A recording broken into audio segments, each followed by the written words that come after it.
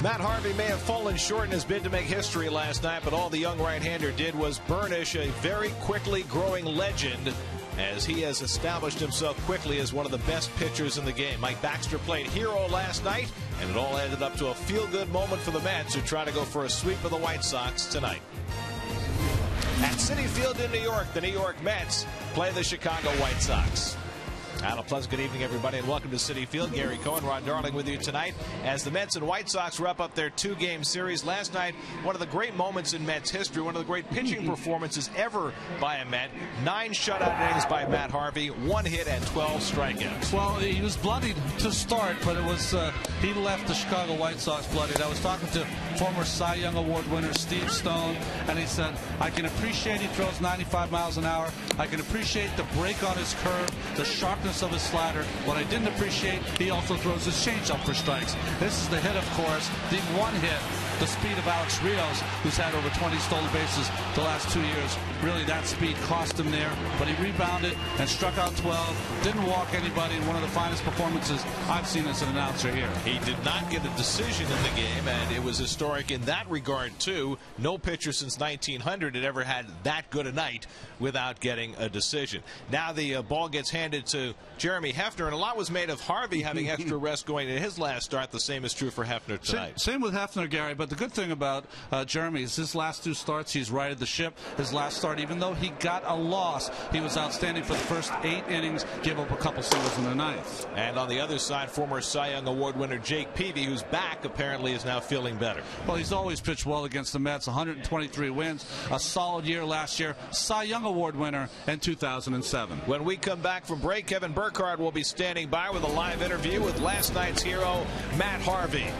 It's the Mets and White Sox wrapping up a 2-game series the night after. All the action coming your way tonight right here on SNY.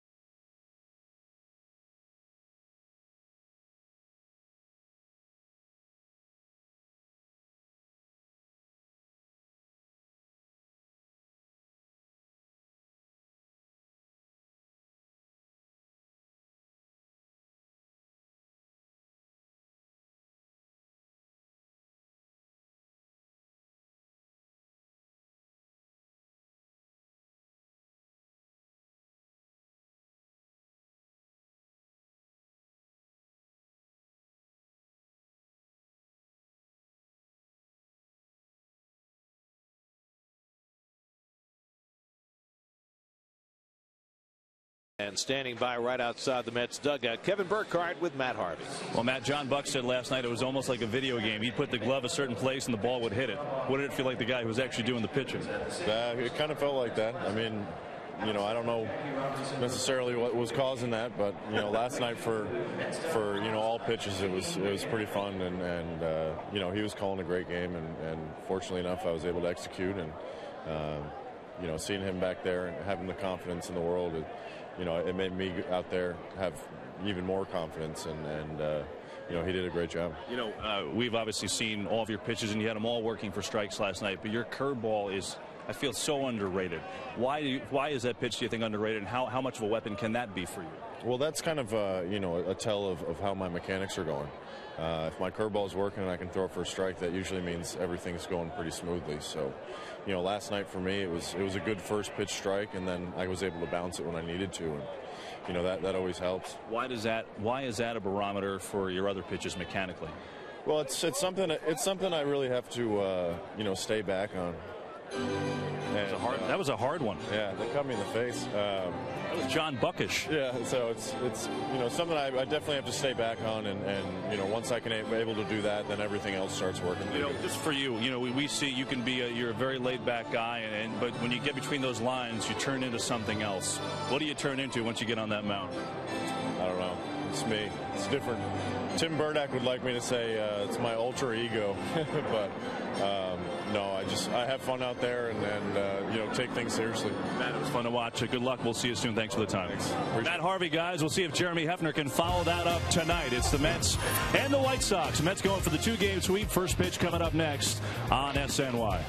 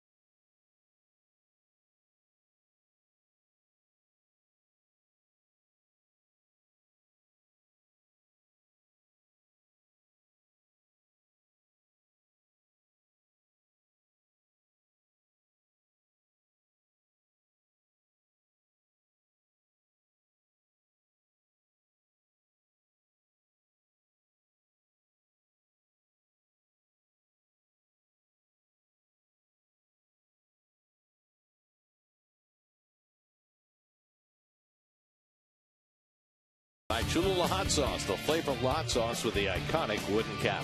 By your Tri-State Cadillac dealer. Visit CadillacTristate.com to search local offers and find a dealer near you. By Parts Authority Auto Parts Superstores, where the answer is always yes. By Heineken.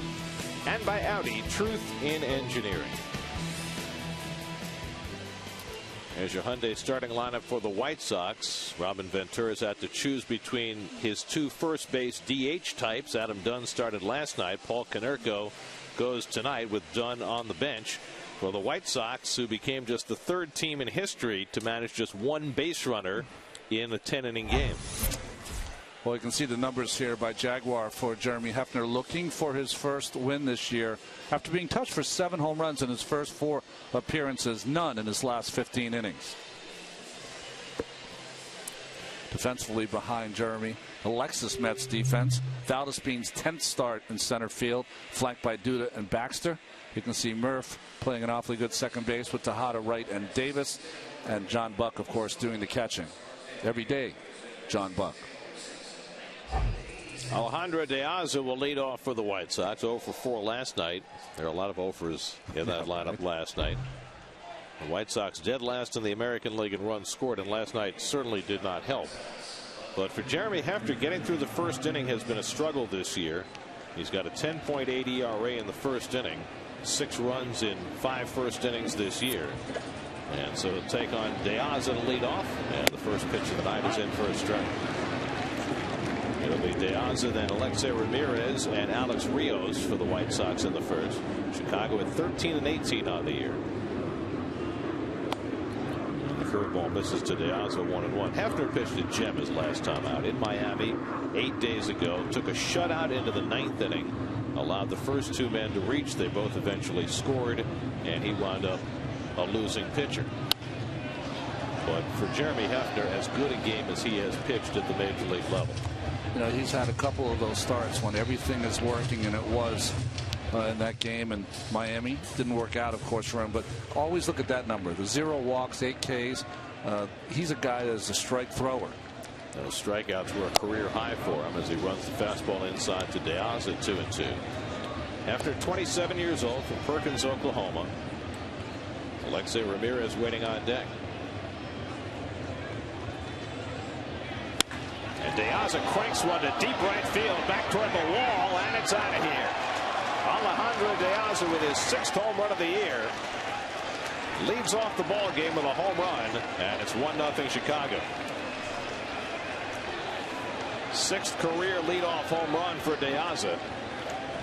So after being held to just 1 infield single last night, the White Sox with a bonanza in the first batter of the game. You know, when I was looking at those numbers for Jeremy Hefner, and I mentioned the home runs, that's the thing that gave him a lot of trouble early this season in April. And he cannot keep the ball in the park here against De Aza. Fastball strike to Alexei Ramirez. Well, the White Sox, the one thing they do well offensively is hit home runs. That's their 37th of the year. Murphy in front of the ground ball from Ramirez in the sunshine into the shade for the first down.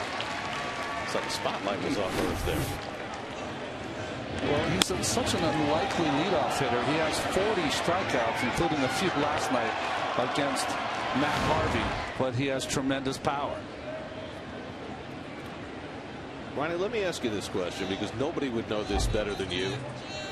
When the guy before you has pitched an absolute gem and you've watched it from the dugout, does it feel different when you go to the mound the next day? Well, it feels different in a couple of ways. One, the buzz that was in the ballpark the night before usually is gone. Second, there usually isn't as many people. And even more importantly, the team that got really ridiculed, just stomped over the night before, are so happy that there's a new day and a new pitcher out there. Might have a little anger in them. That's too. Right, exactly. That's what I can blame those losses on. Dwight, his fault. Alex Rios had the only hit for the White Sox last night, a single to deep short that he barely beat out. Well, how did you handle that mentally? You know, honestly, I did not handle it very well early in my career, and I'll tell you why.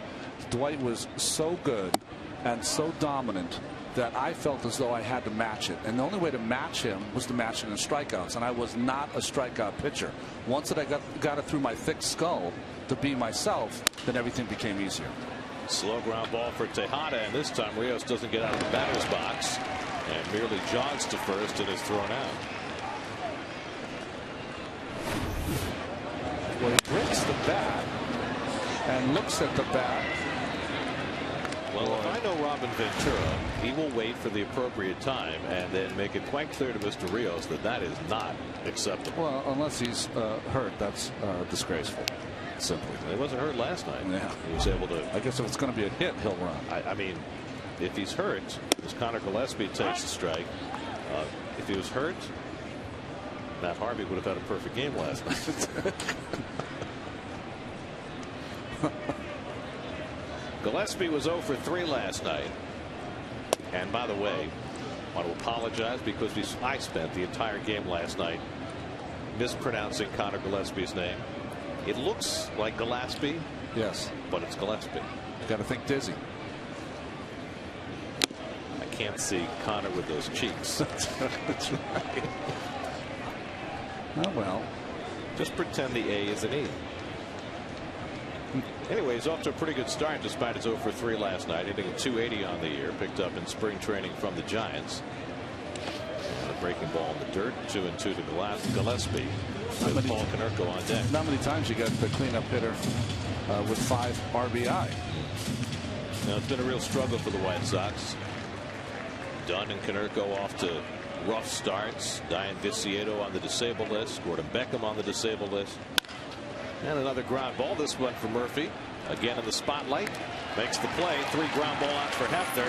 After the leadoff home run from Alejandro Diaz, gets the White Sox on the board for the first time in this series.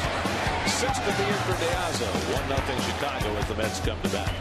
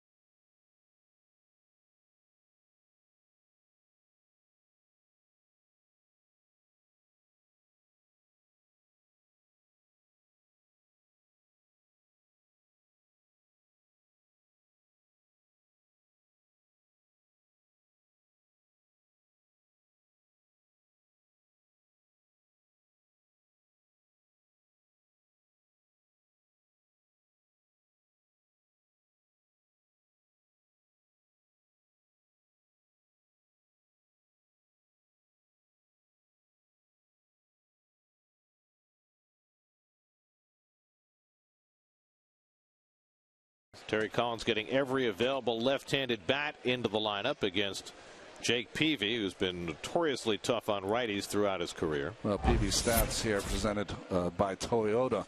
123 wins in his career, 1,787 strikeouts. And I mentioned that Cy Young Award in 2007. He was 19-6 that year with 2.54 ERA. Danny Valdes leads off and takes a fastball for a strike. And if you're going to stand around and wait for Peavy to walk you, it's not going to work. 6 walks in 32 innings this year. He is a strike thrower and always has been. 3-time All-Star.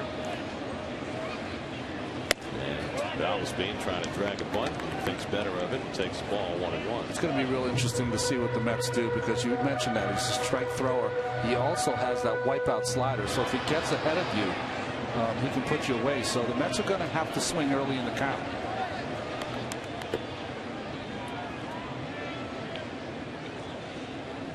One and one to Valdes, and he takes the off-speed pitch for a strike. Well, Peavy's now 31 years old, drafted by the Padres out of high school in Mobile, Alabama, back in 1999. Got to the big leagues in a big hurry. And he was the ace of that Padres staff for 4 or 5 years. Finally traded at the trading deadline to the White Sox in 09. Had some physical issues to deal with for a couple of years, but bounced back. And last year, despite having a losing record, had a terrific season for the White Sox. And off to a fine start this year, just delayed a little bit by some back spasms that have caused him not to pitch for 12 days. Toward the middle of the diamond, flagged out nicely by Ramirez, and the spin around picked nicely at first by Konerko.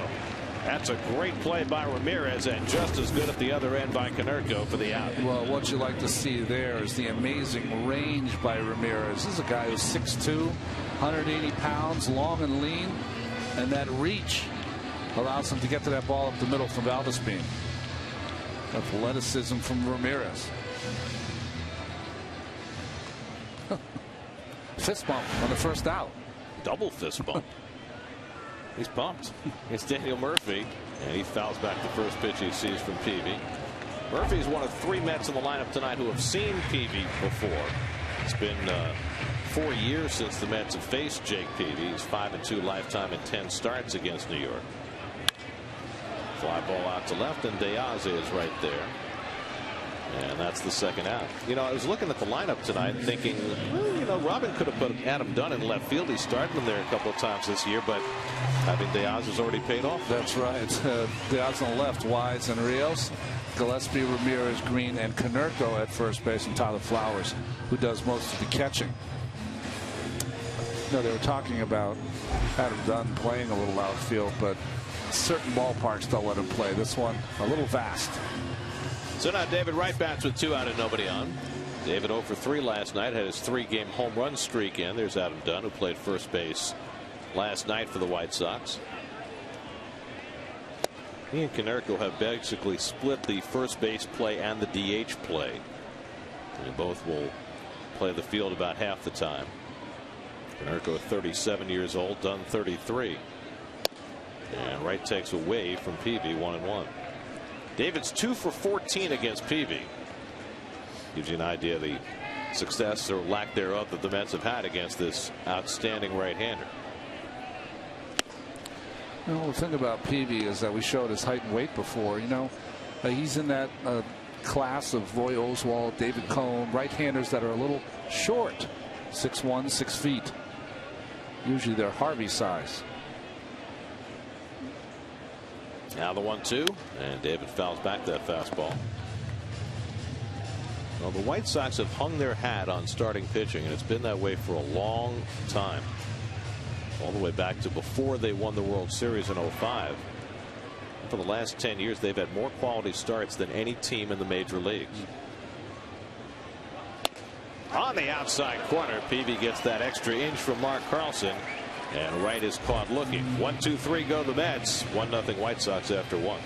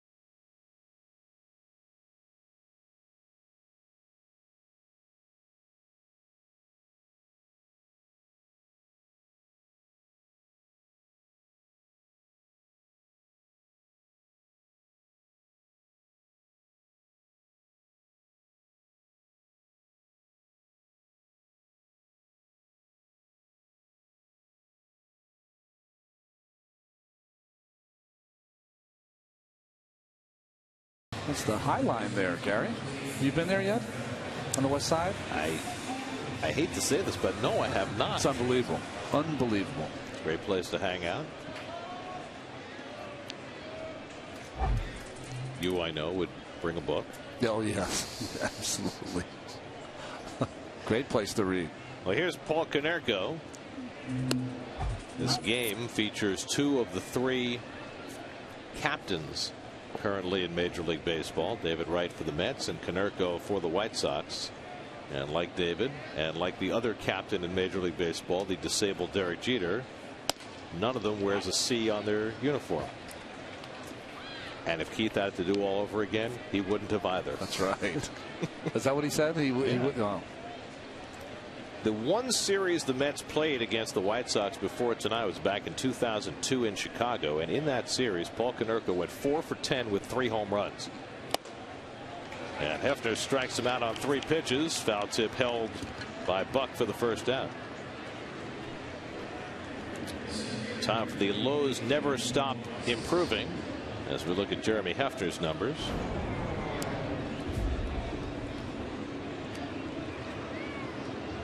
We saw it plenty of improvement. Yeah, we mentioned it. A little change in that bottom right. Although I see the last 2 games. You're right, 15 innings. His last start, like you said, was just outstanding. Here's Dwayne Wise, the center fielder, and he lines a base hit the other way. So Wise, who's had the hottest bat in the White Sox lineup, has a 1-out single, and Chicago has their second hit. So they're now 1 ahead of last night's output.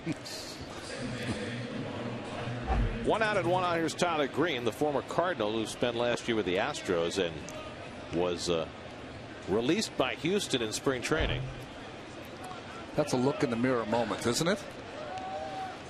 You know, it's probably as much a tribute to Tyler's age as anything else, because the Astros have made a point of trying to get younger as they completely strip down, but it's hardly something you want on your resume. Couldn't they just let Rick Ankiel go, I believe, right? And Fernando Martinez. Oh, gee. Yep. Well, Tyler Green was a #1 pick for the St. Louis Cardinals, and last year they were looking at him to play a lot of second base, but it didn't quite work out. It's never hit quite the way they expected when they made him a first-round pick out of Georgia Tech. Wise at first and 1 out.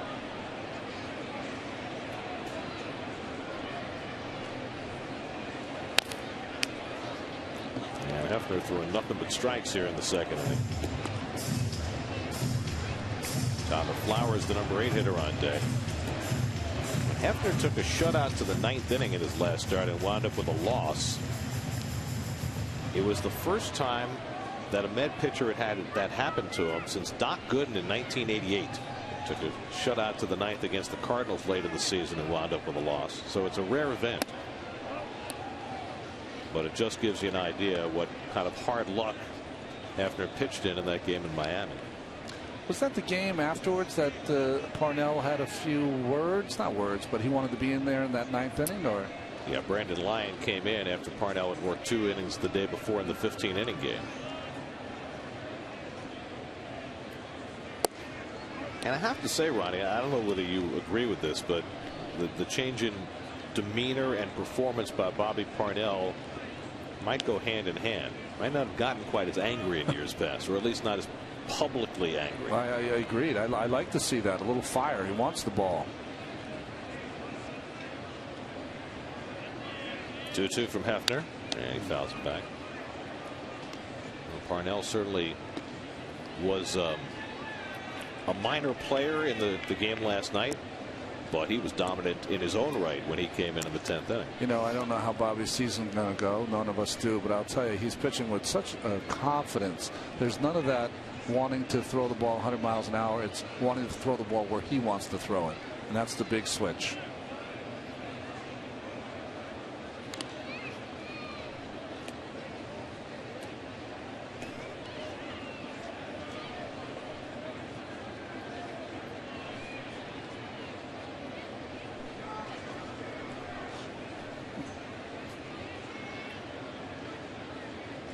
Hefner would love a double play in this spot.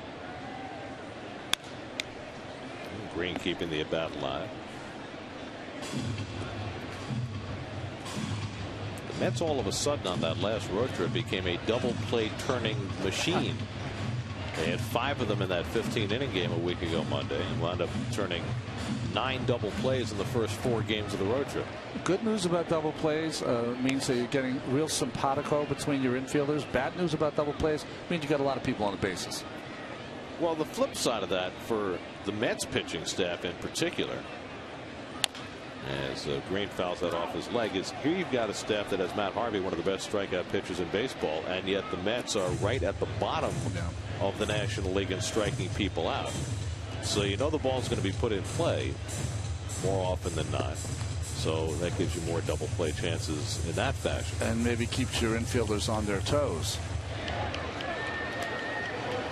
Of course, what it also means is that you need better defense to be able to survive that lack of strikeouts, and sometimes that's been hard to come by.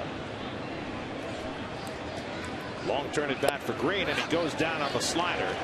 Second strikeout in the inning for Jeremy Hefner.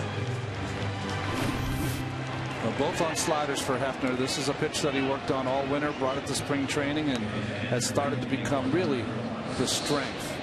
Right on the seams of that baseball and turns it over. The numbers for Hefner so far this year in terms of what he's given up on his breaking balls, his curveball and slider, versus what he's given up on his fastball and changeup are startling. Nobody is getting hits against his curveball and his slider. Here's Flowers, who was 0 for 3 last night.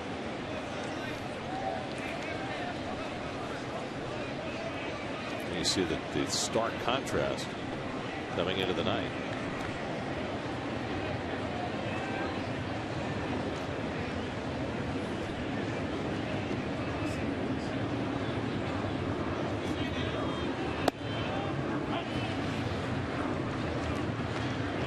Flowers got off to a good start in the home run department at 4 early, but he's in a 3 for 31 skid now. Jake Peavy, pretty good hitting pitcher, waiting on deck. Just to expand on that note about the strikeouts, Matt Harvey has 58 strikeouts. Hefner, Neese, and G combined have 59. And so you've got one guy who's striking out the world, and the rest of the staff. Neese is kind of an aberration in that his strikeouts are way down this year, but you don't think of the other guys as being strikeout pitchers. And you also have to include the bullpen that doesn't strike out a lot of people.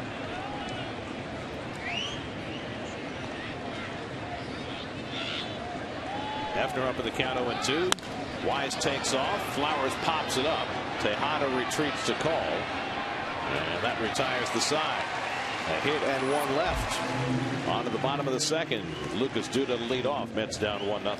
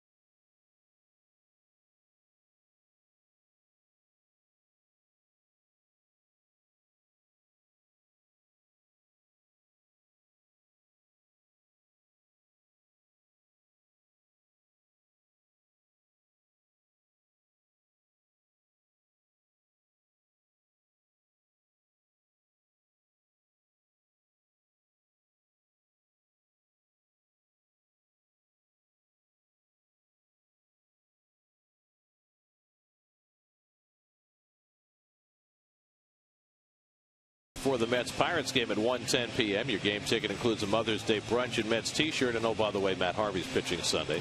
Buy your tickets at Mets.com/momsbrunch. Lucas Duda leads off the home second inning. Lucas 0 for 4 last night, hitting a .239 for the year, just 2 for his last 16. And Jake Peavy pours in a fastball. Let's see, there have been 12 batters so far in this game. First pitch strikes to all 12. Hefner and Peavy. Swing the bat, boys. Taken high by Duda, 1-1. John Buck on deck, then Mike Baxter here in the second. With all the attention paid to Matt Harvey last night, how dominant he was, lost in the shuffle the performance last night by Hector Santiago, the youngster from Newark, who was nearly as good. Not lost on us. He was fun to watch. The way he mixed up his pitches, his competitive fire. It was he's going to have a good season. Duda fouls it off. Well, they're going to have a kind of a crowd in their rotation pretty soon. If they want to keep Santiago in the rotation, and why not? He's pitched well in 2 straight starts now against Texas and against the Mets last night. But they've got John Danks coming back fairly soon. And with Peavy now okay in terms of his back, as Duda has to move his feet, all of a sudden they're going to have a bit of a crowd. The only thing Hector didn't do right last night was know that he was supposed to hit at one point. That's right. Well, that's understandable for an American. That's right.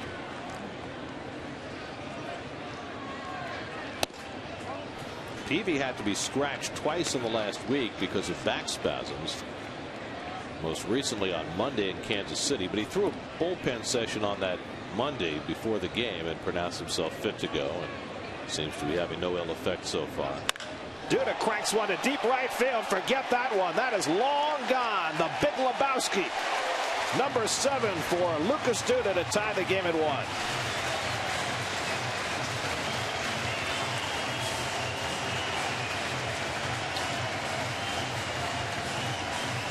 Duda into the Pepsi porch to tie the game. Well, Lucas was able to work that count. The 2-2 pitch from Peavy was close. Peavy did not get the call. So in 3-2, you talk about he does not like to walk people. Came right after Duda, and he paid for it. Just a high fastball challenges him out over the plate. He was trying to come inside, and Duda covered it. 7th home run allowed by Peavy this year in 33 innings. That's right about where we've worked in the past. Buck grounds one to short, and Ramirez throws him out. That's the first out of the inning.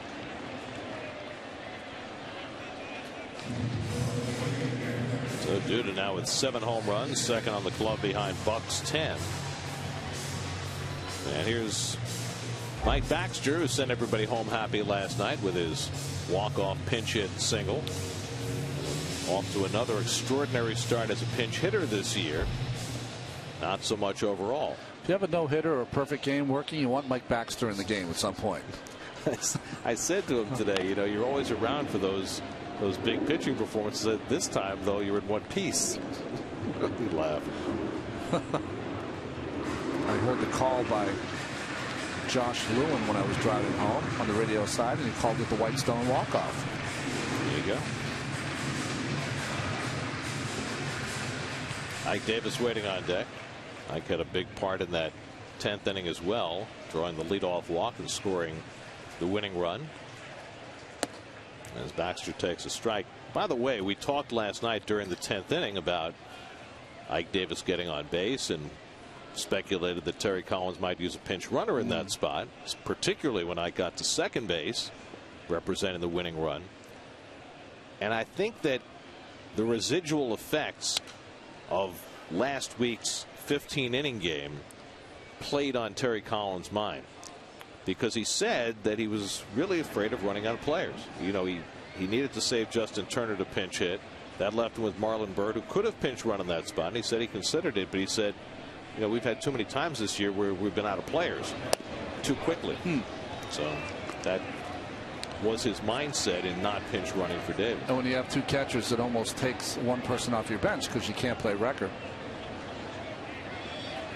And you know, when you have outfielders like the Mets have, who have limited roles, mostly players who you're only going to platoon, he said we do a lot of pinch hitting for our outfielders, which they did last night. I mean, that's how Valdespin got in the game batting for Andrew Brown. 2-2 now to Baxter. So it really limits your flexibility as a National League manager when you have to not only pinch hit for your pitcher, but also pinch hit for some of your position players.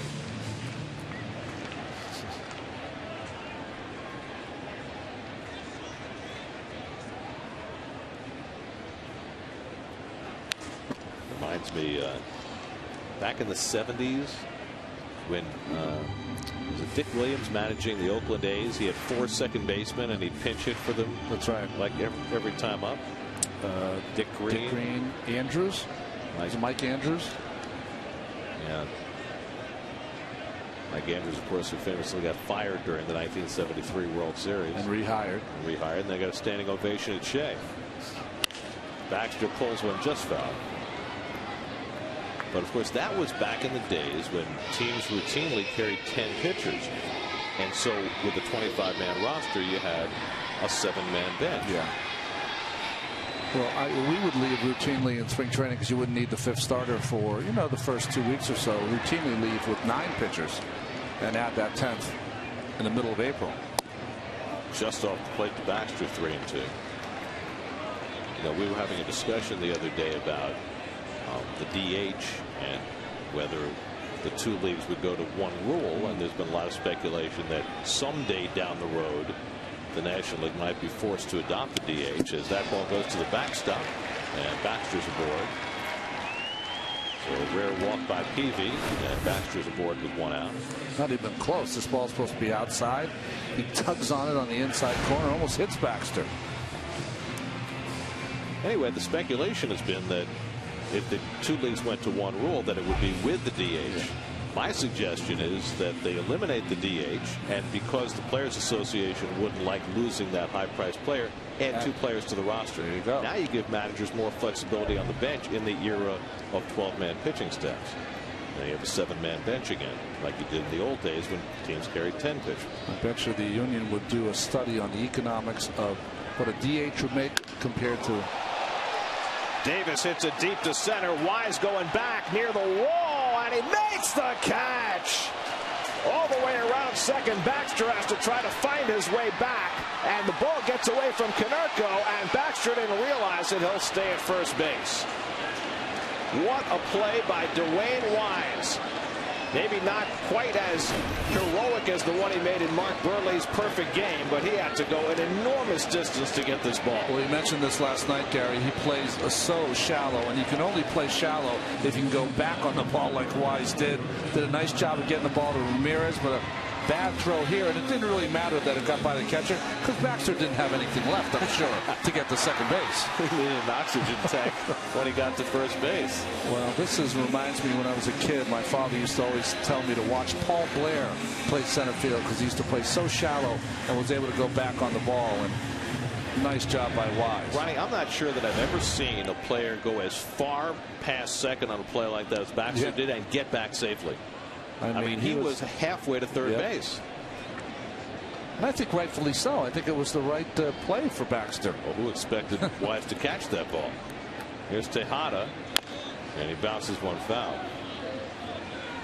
Rubin 1 for 4 last night, hitting a .243 for the year.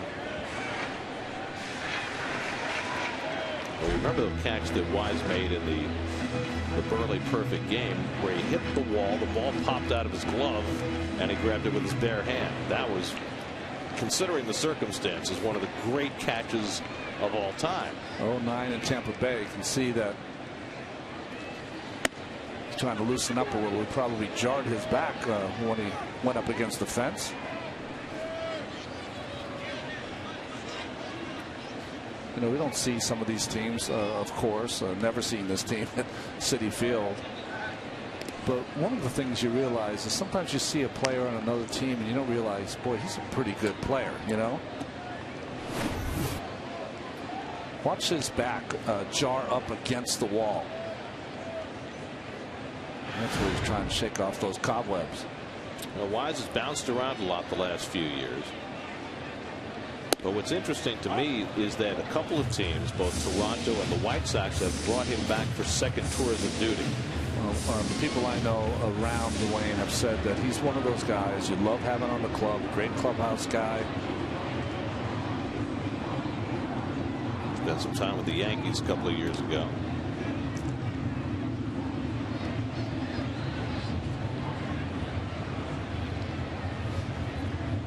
Tejada hitting 8th in the order. Jeremy Hefner waiting on deck.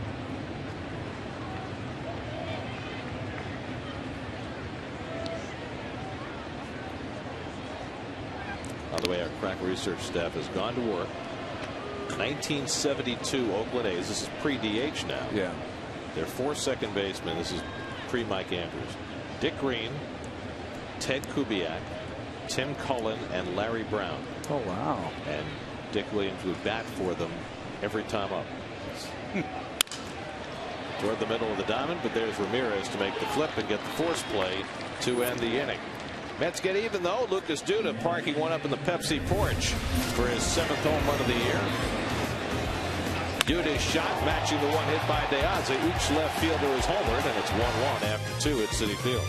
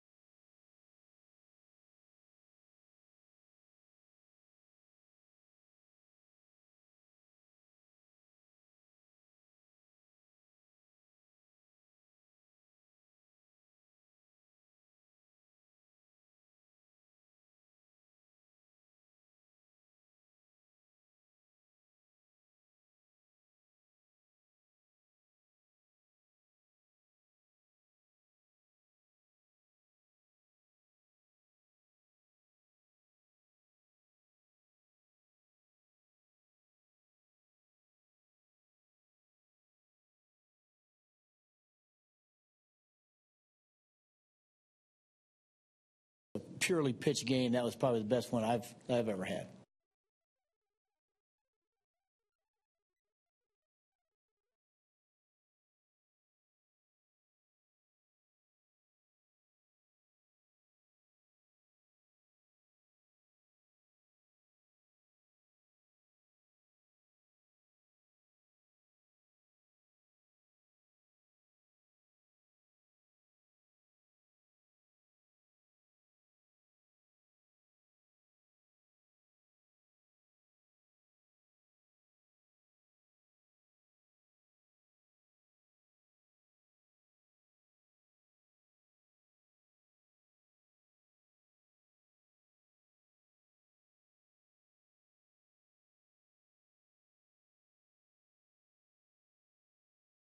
Juan Francisco a grand slam. I guess his ankle's better as the Braves beat the Reds 7-2. Felix Hernandez 8 terrific innings as the Mariners beat the Pirates 2-1. And Carlos Beltran 2 RBIs. John Jay had the game winner in the 8th. Cardinals beat the Cubs again 5-4. Actually, they lost yesterday. Got beat by Travis Wood last night. So rare when the Cubs win these days. Jake Peavy leading off in the 3rd inning. Peavy, his last 3 years in the National League, hit .221, which is a pretty good 3-year span for a pitcher. Yeah, no, he can really hit. He's got a couple of home runs in his career. Lots of doubles, lots of RBI. Real threat. Tops one down to 3rd, and David Wright has the easy play. One away.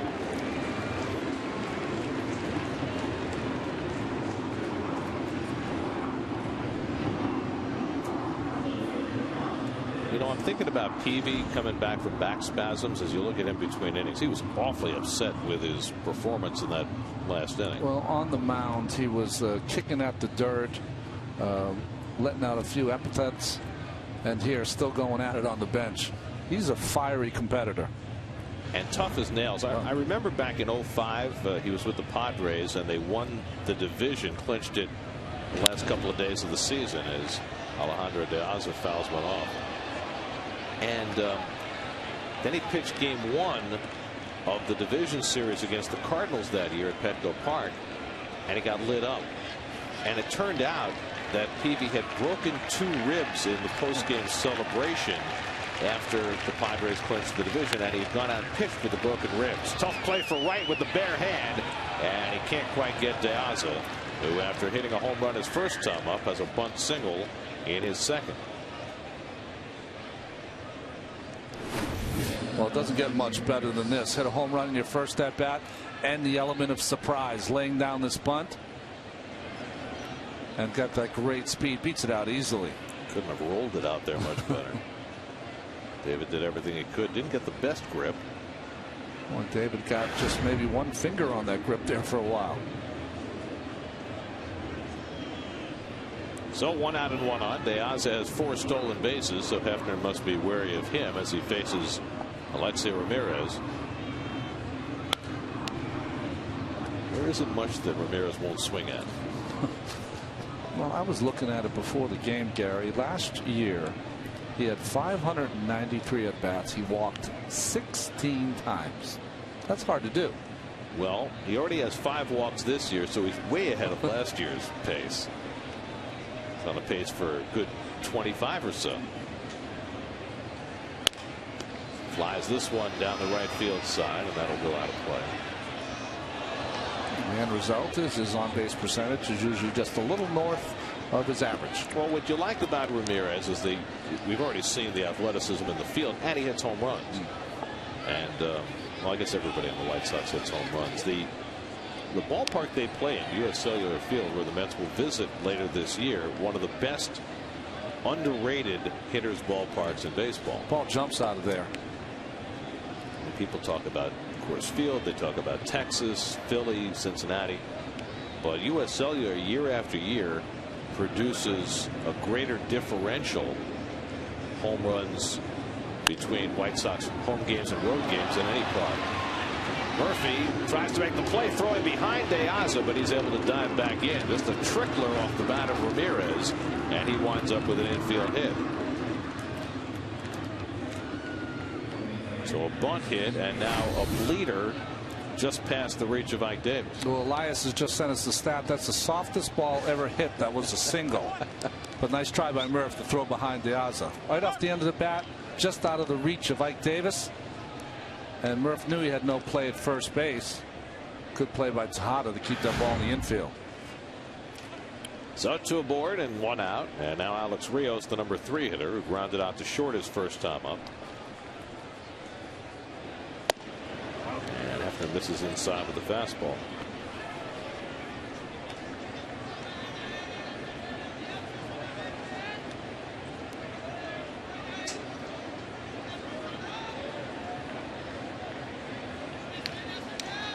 And Rios cracks one to right center. That's in for a base hit. That'll bring home De Aza as it's cut off deep by Valdespin. The throw going to second, and in it second with a double and an RBI is Alex Rios, and it's 2-1 White Sox. So Rios drives in his 16th run of the year.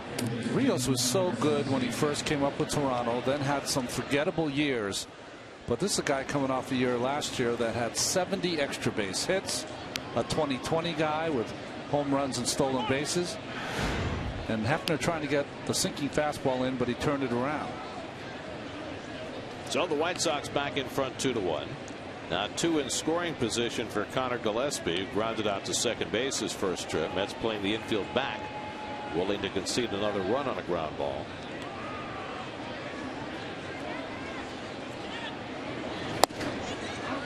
And Gillespie watches the fastball low, so Hefner, who was pouring in the first pitch, strikes earlier. Now missing with his last 2. Ramirez at third, Rios at second, and 1 out.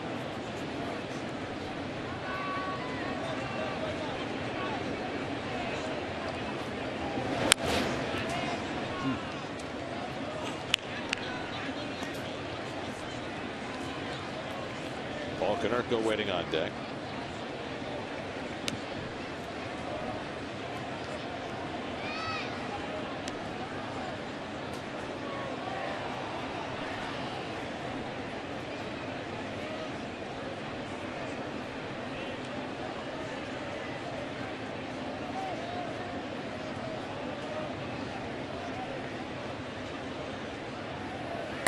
Gillespie takes up and in. 2 balls and a strike. Jeremy Hefner making his 6th start of the year. Still looking for his first win despite pitching so well in his last 2 starts. And now finds himself behind and in a tough spot here in the 3rd inning.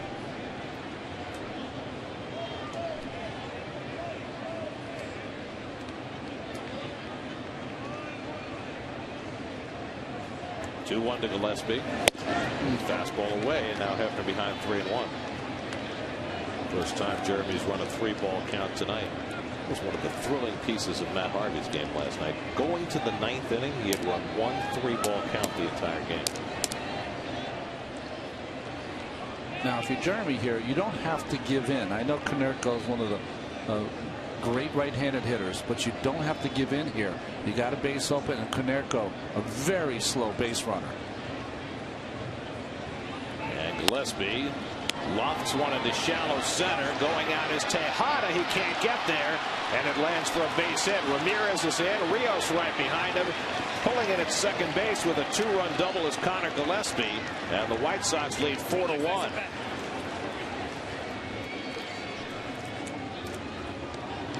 A pop fly double by Gillespie brings home 2 runs.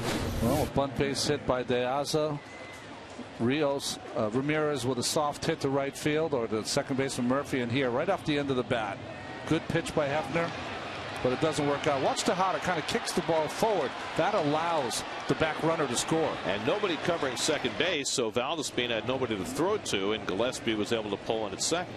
Ball below the knees on the outside corner.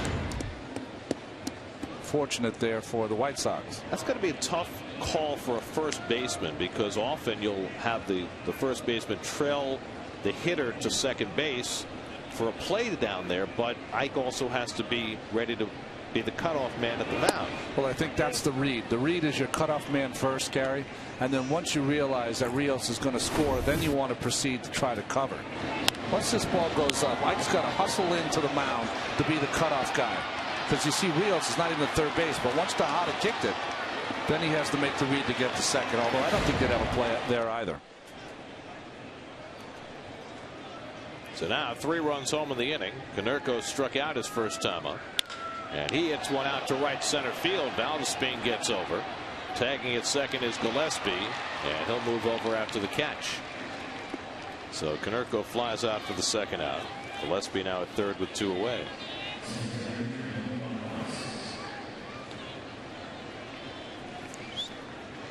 And now Dwayne Wise, who singled to left in his only at bat and saved Jake Peavy a whole lot of grief by making a great catch against the center field fence in the last half inning.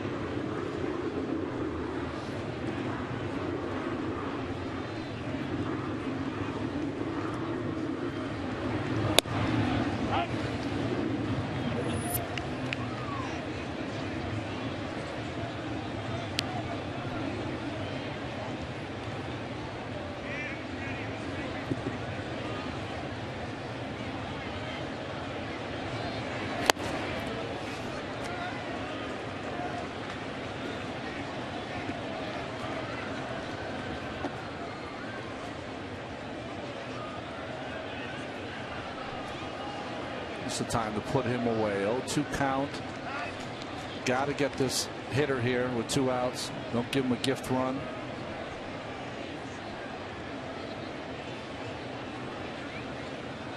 Hefner's gotten ahead of him with a couple of changeups. And he misses high with a fastball, 1-2.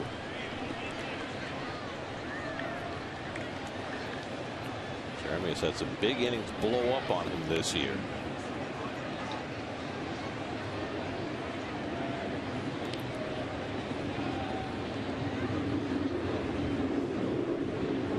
Here's the 1-2, and And the breaking ball hit out to left center, and Valdespin ranging over and calling.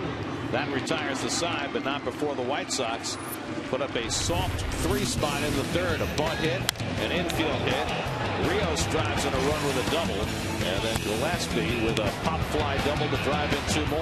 4-1 Chicago.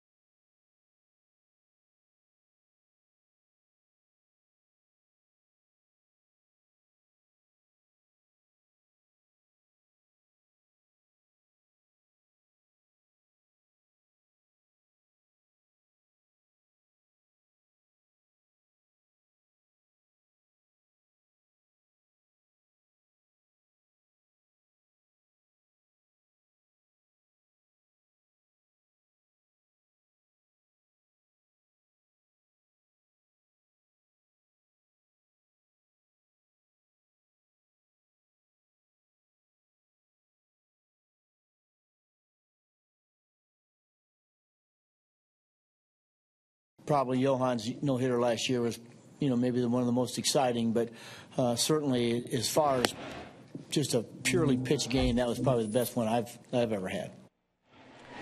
Well, I think for a lot of people who watched it last night, it immediately brought to mind some of the great games they've ever seen pitched.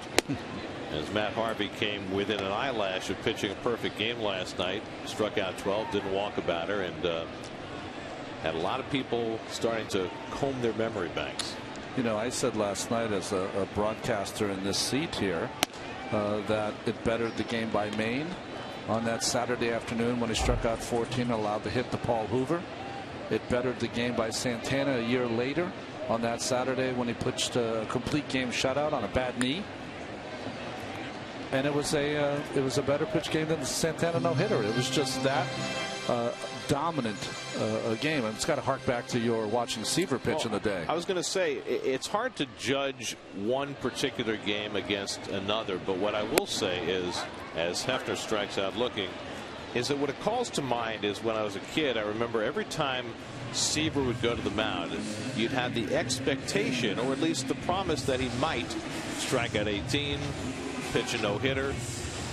And you get that same feeling now when Matt Harvey takes the mound. And last night really brought to fruition a lot of the things that we've been seeing over his first now 17 big league starts. Yeah, the same thing would happen when Dwight would pitch. You'd have that same expectation. Because the Mets had never had a no-hitter, maybe it wasn't a no-hitter expectation, but you had an expectation that he's going to strike out in double figures every time. It was Jordani Valdespin, grounded out to short on a great play by Alexei Ramirez his first time up. And Peavy finds the inside corner. Well, you just don't see lines like that very often. And as we documented earlier, it's the first pitcher since 1900 who's ever had a line like that and not get a decision, which is just criminal. Well, you could have a line like that. I had that in college and just got a loss. So. That's right. It was. You had to keep going. It was just. It was just outstanding. And I was thinking, what games do I remember Dwight pitched that were just so memorable? I remember the one against the Cubs. The Keith Moreland hit when he probably should have had a no-hitter. Ray threw that ball away. De Aza makes the catch for the second out. And there was a game in Dodger Stadium.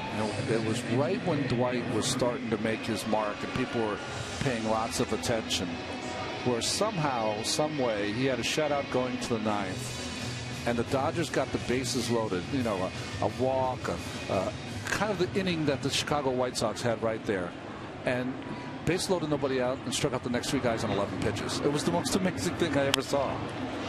Murphy lifts one out to right center, and easing over is Wise to put it away. So an easy inning for Peavy after being handed a 3-run lead. We go to the 4th at Citi Field, 4-1 White Sox.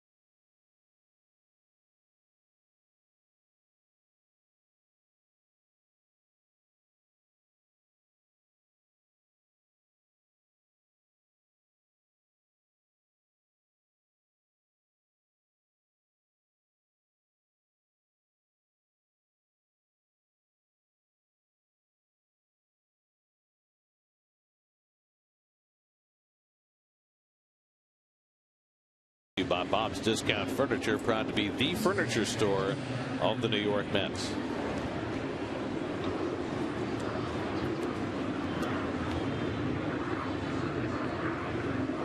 Tyler Green leads off in the 4th inning. 4-1 Chicago. Green struck out his first time up, and he bounces one foul.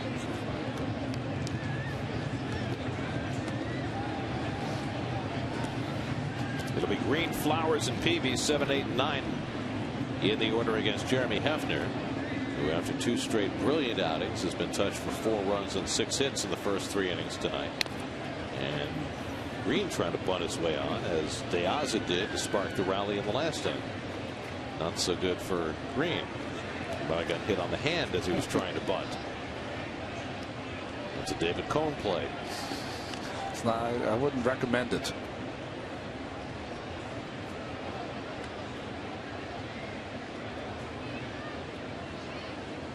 Sorry, Coney. There are some things that people are remembered for, as Green strikes out for the second time, that they prefer not to be remembered for. Let me go. That was the first year that he was with the ball club, and he's got, I don't know, when you shake hands with David, he's got some fingers that go all different directions.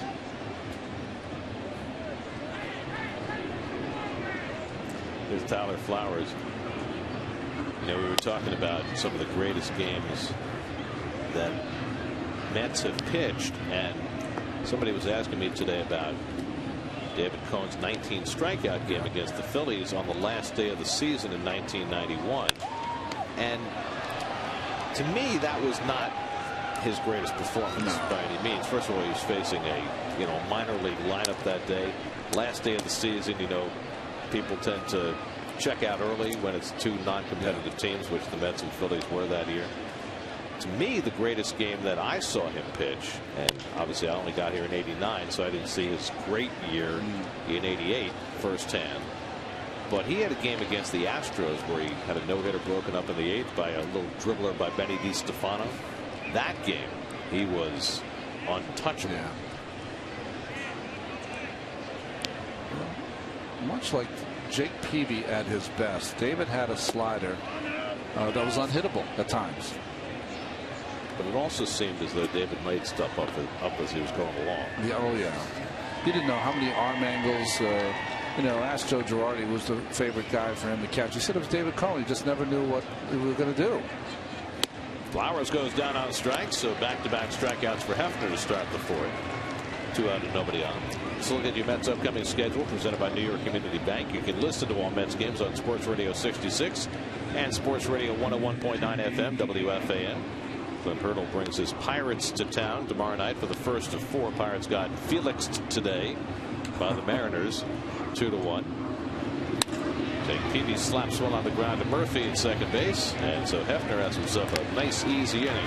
2 strikeouts and a ground ball against the bottom part of the order.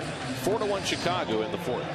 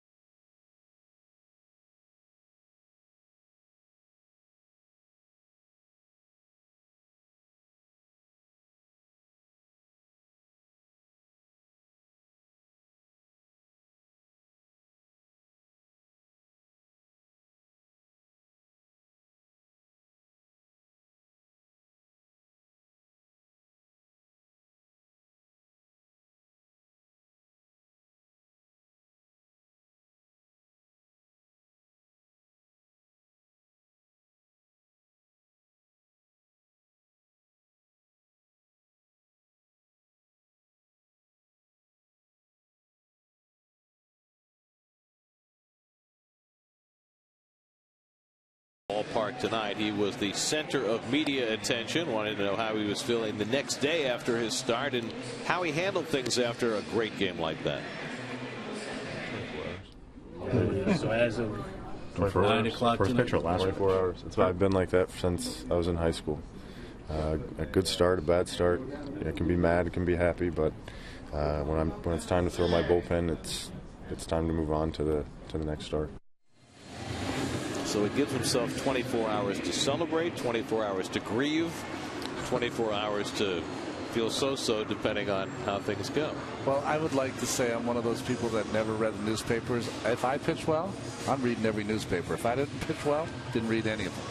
You know, you just didn't want that bad news. Now, I wonder how you would handle things today now that you have much more than newspapers to avoid. Would you be avoiding Twitter too? I guess. Yeah, I guess you would. Stay off the sports part of it. David Wright leads off the home 4th against Jake Peavy, who runs one inside. It's tough these days, you know, to be a player and try to ignore the noise because the noise now is everywhere. And it doesn't matter if you're in New York or Kansas City, right? Well, not as much as it used to. Yeah, right. Coors Light Cold Hard Facts brought to you by Frost Brewed Coors Light. I mentioned this earlier. Since 1900, no player has had a game like Matt Harvey. and had a no decision until Matt Harvey. Now, I think you and I are the same. I follow a few people on Twitter that I like to read, but I certainly am not on Twitter. And I know that I would not have been if it had been around when I was a player. Well, you and I are lurkers. Yeah, we're not contributors. But lurking. 2-2 from PV, and Wright takes the slider outside. 3-2. Lucas Duda, homered his first time up, is on deck. John Buck behind him as the Mets try to fight back against PV. He's pitching for the first time in 12 days. And the curveball missed inside, ball 4. So PV unleashing a different kind of a weapon. And he walks right, leading off in the 4th. Second walk for PV, who had walked only 6 combined in his first 5 starts.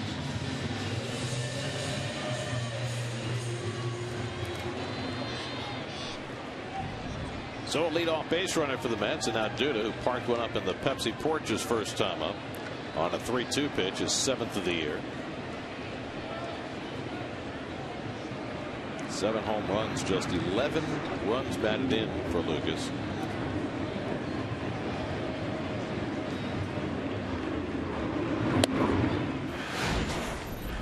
Well, almost up in his eyes.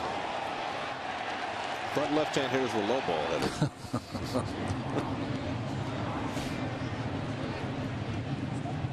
Well, you get to a 3-2 count, you can start that a little earlier, you know. And he gets tied and not on that slider, and it's 1-1. Well, unless you're facing Matt Harvey, who throws you a 3-2 changeup, and then you're a couple of days early. This good slider here. There's nothing worse for a hitter than knowing the fastball is coming. The fastball comes, and you still can't hit it.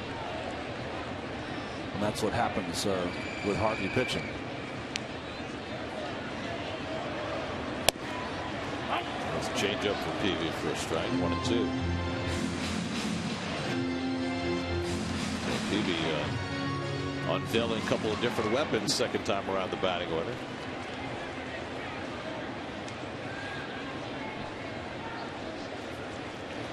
Right at first and nobody out, and Duda takes strike 3 call. Fastball dented the inside corner. 3rd strikeout for PV.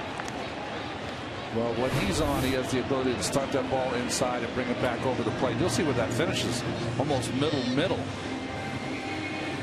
Really gets Lucas to freeze. The backside goes out, and the ball catches a good part of that inside corner.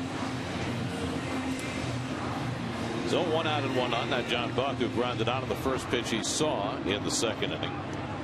Buck has had 7 career at bats against PV, 3 for 7 with 2 home runs. And he takes a fastball strike.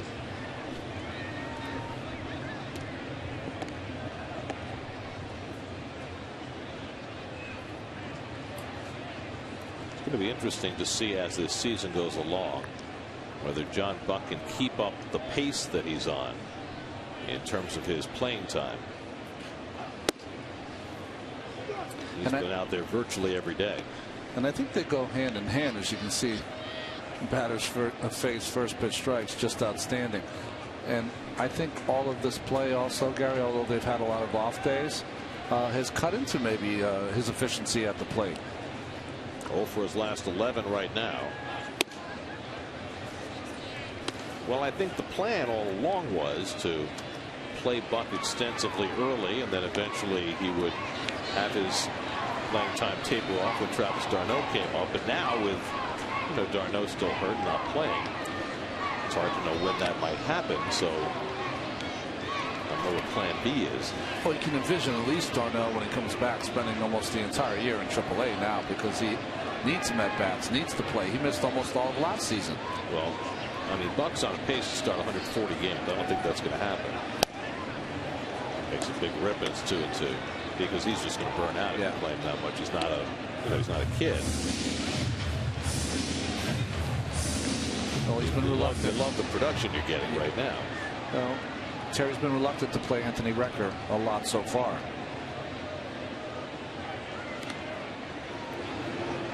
That's one of the reasons why the Mets made the deal for d'Arnaud. Catching is the most difficult commodity to develop in the game. It's just, you look around the game and you look at other teams' prospect lists, and catchers are scarce. Well, when they went and got Roy Halladay, Philadelphia Phillies, the one player they did not want to give up was Travis d'Arnaud.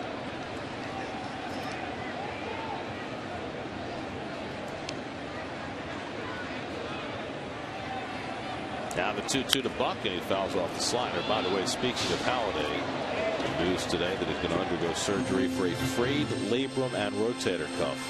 That sounds like one of those things that's going to be awfully hard for him to come back from. Well, I think considering the innings he's pitched and the age, no one outworks Roy, so he will take a better shot than most at coming back.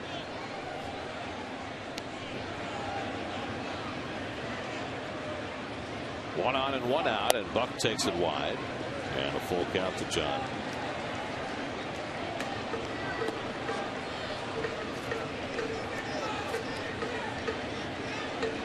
Beebe may not be at his sharpest tonight after not pitching in 12 days. Already has run his 4th full count of the game.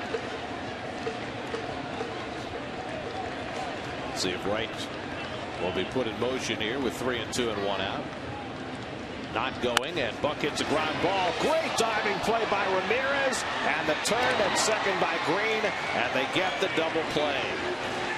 Now Wright was not in motion, and that enabled Ramirez to make a terrific stop, and then had a place to go to get the 6-4-3 double play, and that ends the inning.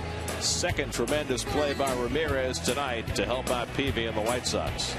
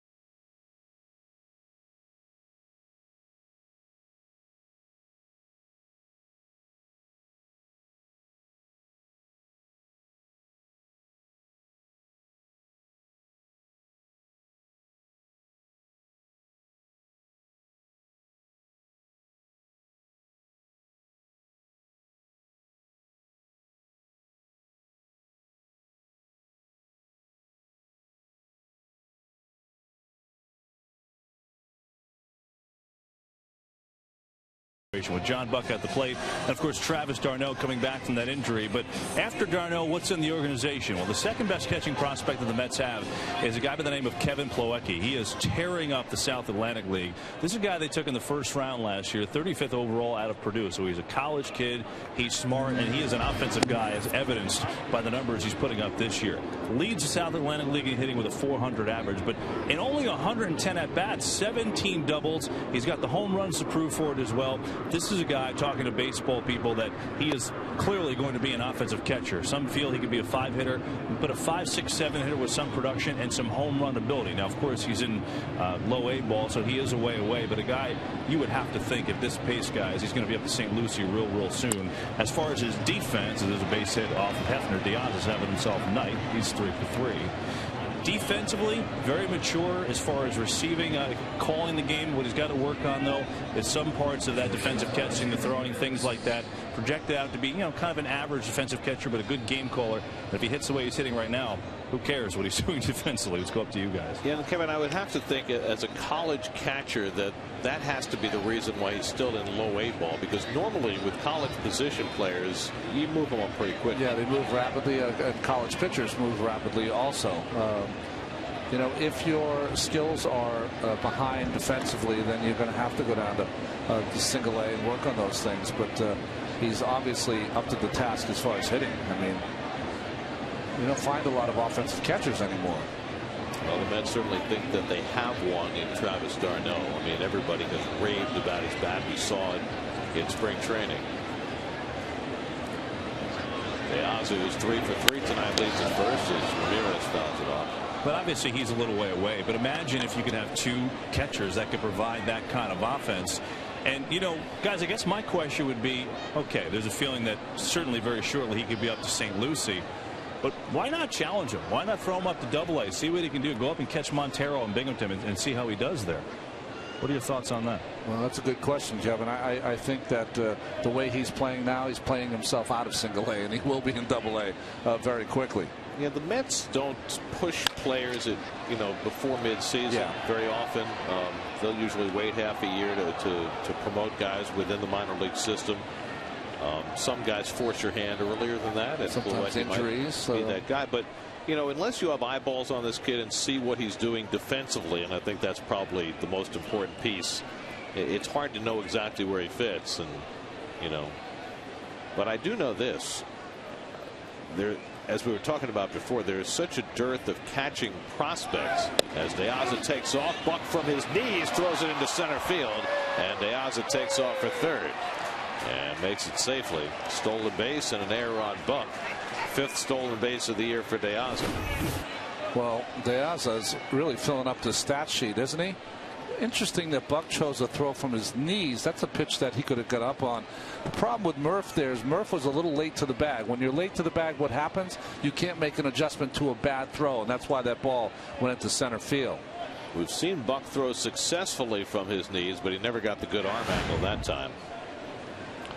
I think you don't want to fall into the habit of throwing from your knees, and I think that's what happened to John there. So the infield comes in. Mets already down 4-1. And it's slapped down to first. Ike checks the runner and slaps the tag on Ramirez for the first out of the inning.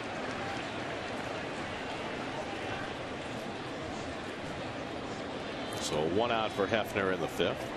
De Aza still at third. Now Alex Rios coming up. I was just saying about with the dearth of catching prospects, those guys, if you have multiple catchers high in your farm system, become very important potential trading chips. You think about areas of strength in the Mets farm system as they try to build a future champion here. You've got a lot of pitching depth, and certainly you try to identify the guys who are going to help you at the major league level, and maybe identify the guys who can help you get the outfielder you need. That can also be true if you have an extra catching prospect.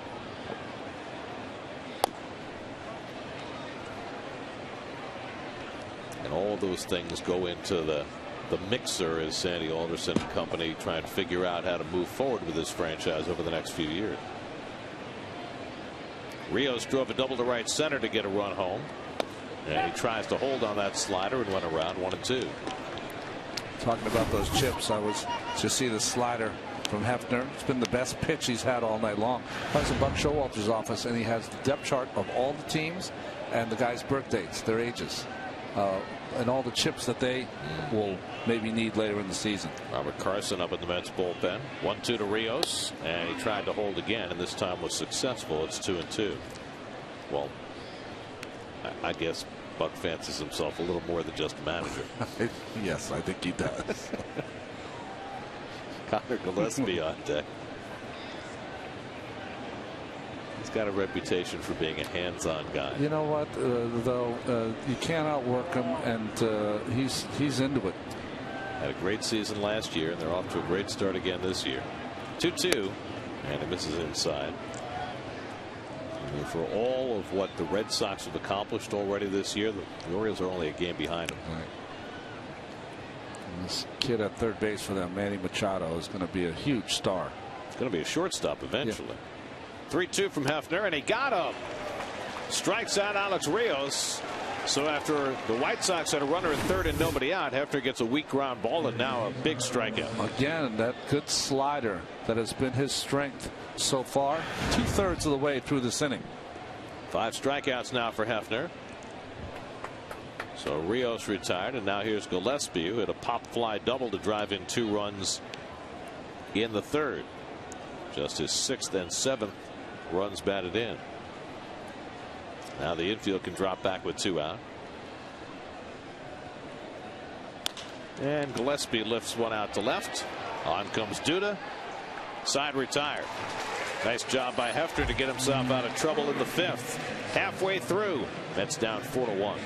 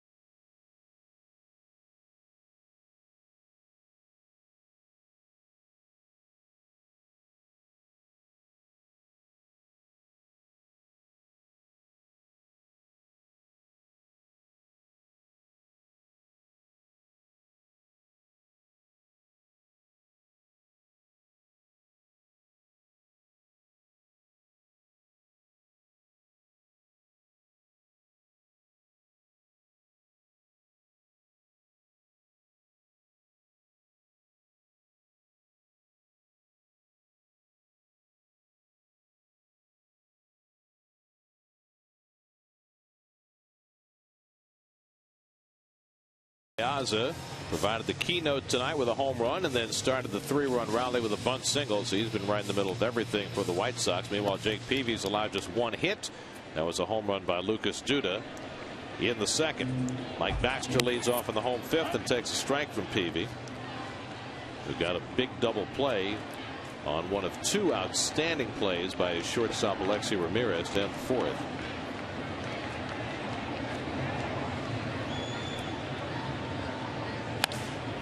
Jake Peavy had a losing record last year for a winning team, but he had a tremendous comeback season last year after he had lat surgery in the middle of the 2010 season and didn't really get back to form until last year. But when he's on, he does what he's doing tonight. He's just so aggressive. He's just one of those guys that's going to give up a hit here or there, but he's just so aggressive. It's almost like he just wants to impart his will on the hitter. That's his career record there. Jake Peavy, who grew up in Mobile, Alabama, grew up a big Atlanta Braves fan.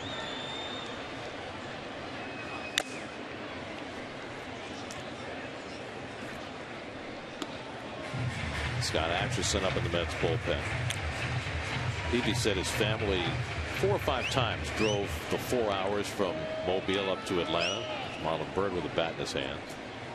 And he would bring a camera with him. This was back in the mid-90s when the Braves were winning every year and had the big 3 starting pitchers. And Peavy would go down to the bullpen to watch the pitchers warm up, and he'd take photographs. Really? Smoltz and Maddox and Glavine. He said he's got a great big blow-up shot of Glavine with his 90s mullet.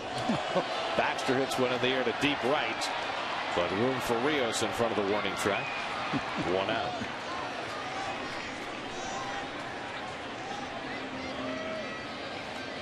SNY Super Slow Motion is brought to you by your Mercedes-Benz Tri-State dealers. Visit them on the web at searchmercedes.com.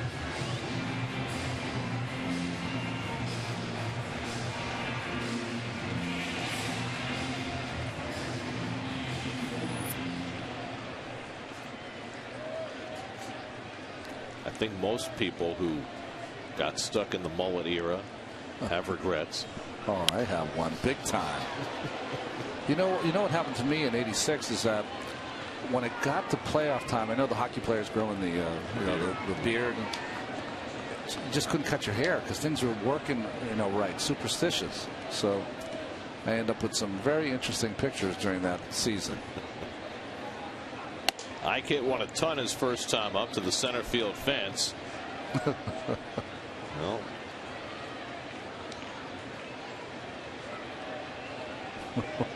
still exists. DuckTales.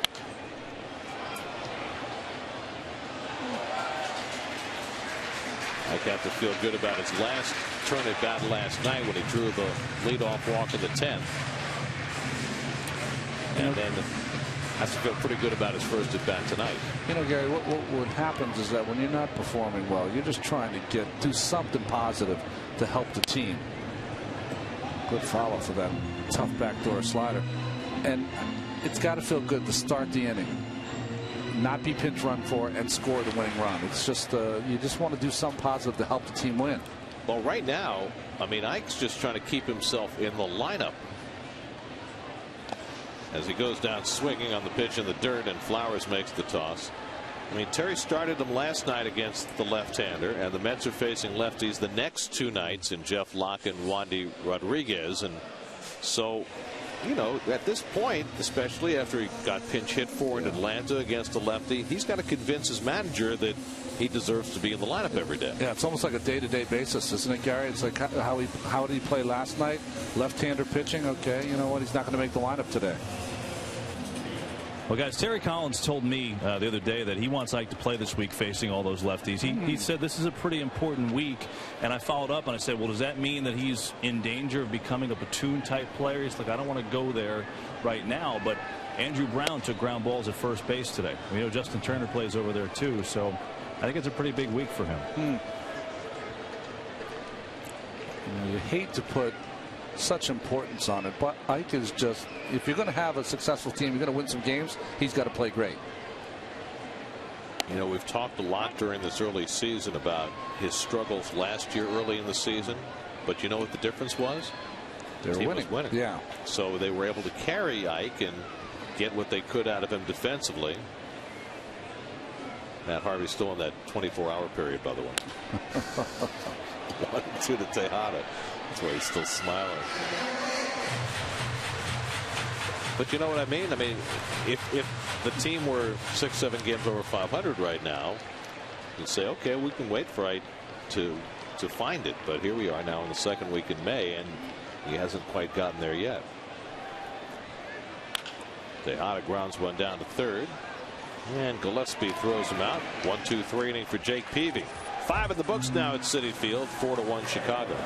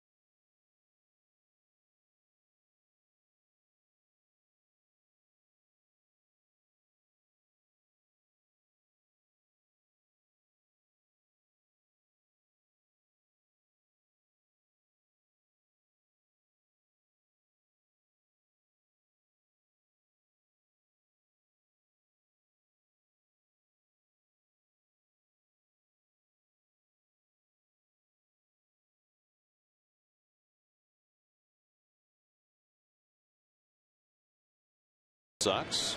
Konerko has struck out and flied out 0 for 2.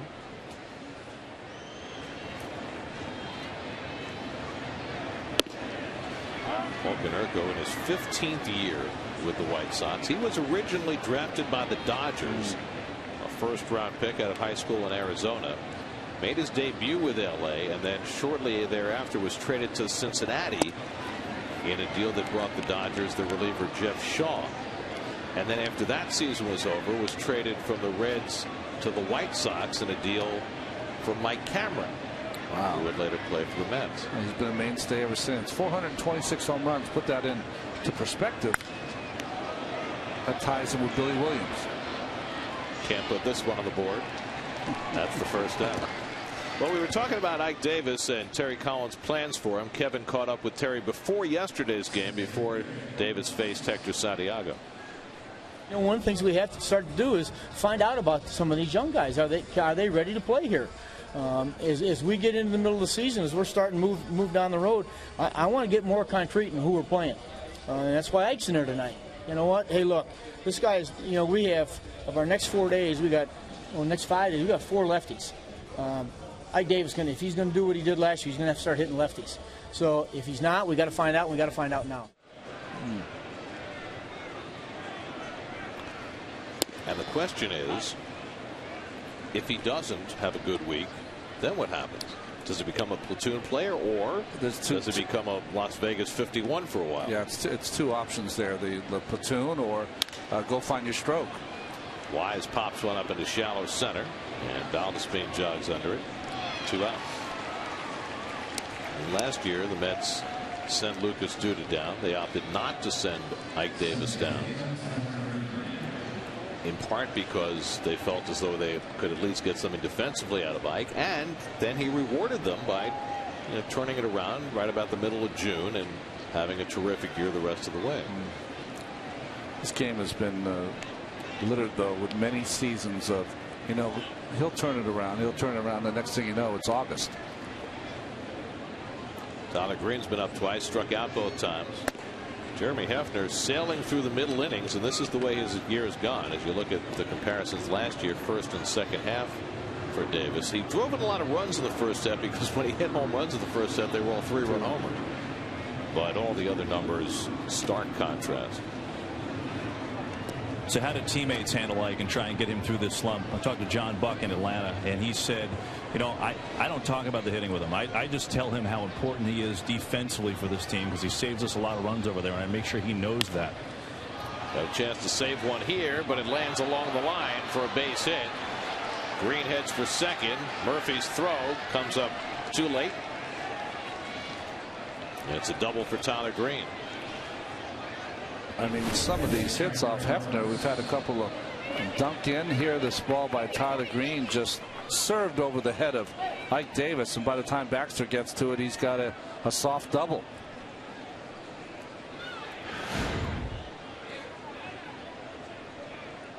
So a 2-out double for Green, his first double of the year. And now Tyler Flowers is 0 for 2, and the Mets will intentionally walk him and get Peavy to the plate.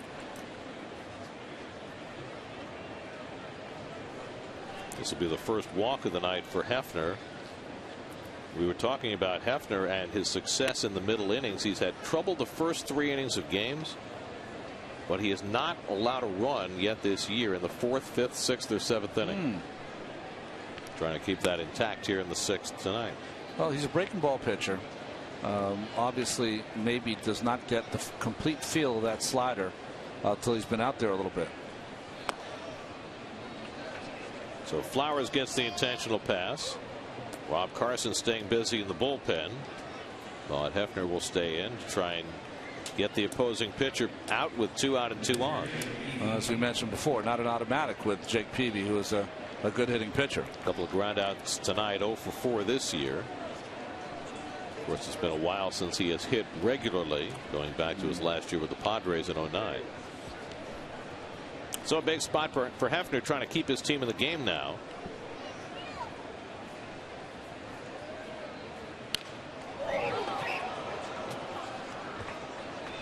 When's the last time a Met pitcher walked the batter before that intentional walk? That's right. Wow. 10 innings last night. 8th inning Sunday in Atlanta. Bob Carson walked Justin Upton. That was the last time before that intentional walk. Good slider by Hefner, and he's quickly ahead on Peavy 0-2.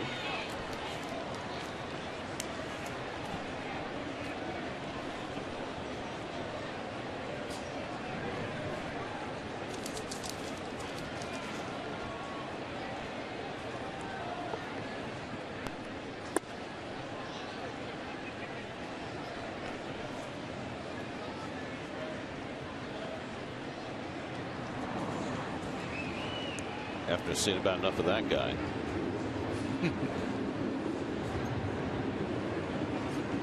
And Peavy lines one to Davis, and that ends the inning.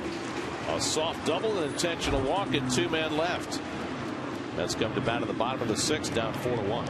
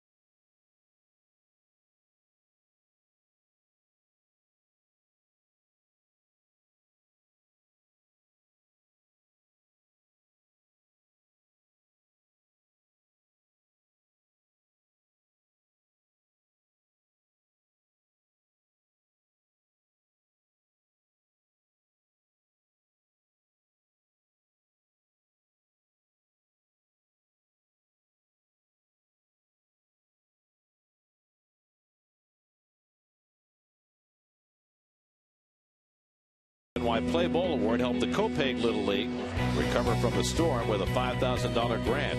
If you're in a league from the tri-state area in need of assistance, apply for the SNY Play Bowl Award presented by New York Community Bank at facebook.com/SNY. Jeremy Hefner has turned in 6 innings.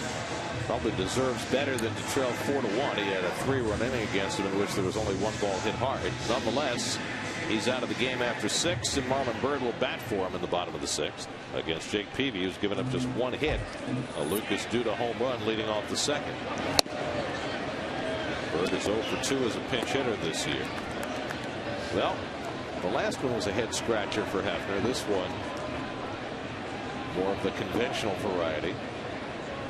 Gave up a leadoff home run tonight, and then that 3-run third. And so far, that's been enough for Jake Peavy.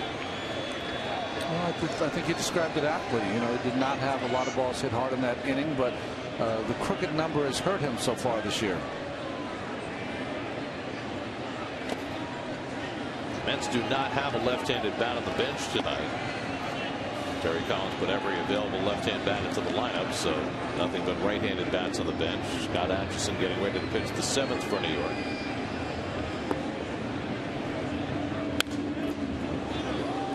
Two and 2 to Byrd with Valdespin and Murphy to follow for the Mets in the 6th.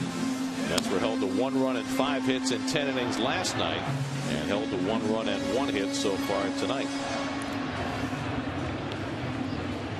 Well, this is as good as it gets, right? 15 out of 18.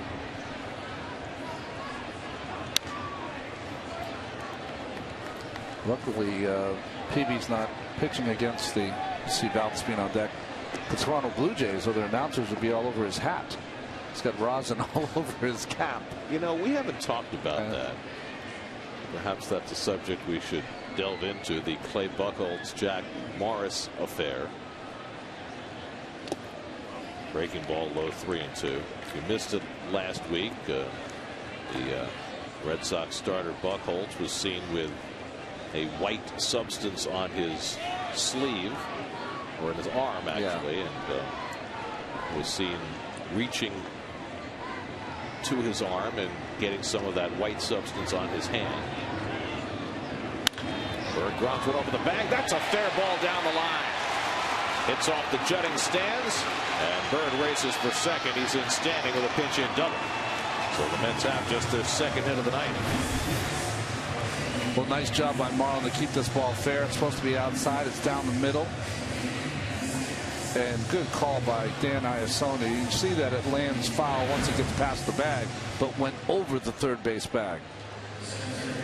So the Mets have a leadoff base runner, and Jordani Valdespin coming up. Anyway, the Toronto broadcast saw it. Jack Morris, the great pitcher who's working Toronto TV, said that Buchholz was cheating. Buchholz said it's just rosin, which is legal. Yeah, what his mixture was is that he would have his arm wet and would take the rosin and kind of bang it up against his forearm to get a real sticky surface there, and that's where he would go to try to get some of that rosin. Unusual way to go get it. That's the thing that I think kind of startled Jack Morris. Usually what you do if you're a pitcher, if you have long sleeves especially, you keep one of your sleeves a little wet, usually the left one if you're a right-handed thrower, and then you get a little moisture on your hands, and then you go to the rosin. That's how you get a little stickiness. A little awkward way of doing it by Buchholz. Well, my question for you then, is there anything illegal about what Buchholz was doing? I don't think there's anything illegal about it at all. Does it look funny? Absolutely. But every pitcher who's ever see, when it gets warm, you don't need the water because you're sweating so much. So the sweat and the rosin gives you that real tackiness that you need to, or when you want to have to grip the baseball. Buchholz just does it in a very kind of awkward way. Valdespin inside out, swung foul. So what do you make of Morris's vehemence, which he later backed off on, about saying that Buchholz was cheating? Well, I think that since it looked so awkward and he had all the white stuff on his arm, the rosin on his arm, that it just looked awkward to Jack. So he thought that going to his forearm, he must have had some kind of foreign substance there, and it wasn't foreign. It's something other than rosin. Yeah, and it's allowed on every pitching mound in baseball. Oh. Peavy just has it on his hat. His arm, and his uniform. Well,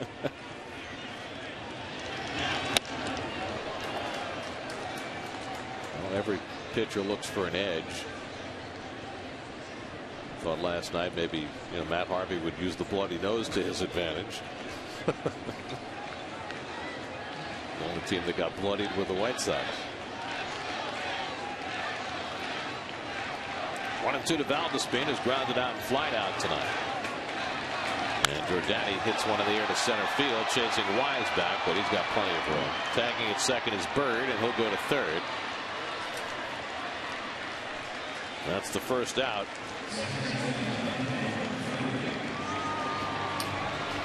Well, time now for the AT&T trivia question. If you think you can stump Gary, tweet at SNYTV with a trivia question, and more importantly, and the answer also, and with the hashtag #StumpGary. So it's Wednesday Stump You, my friend.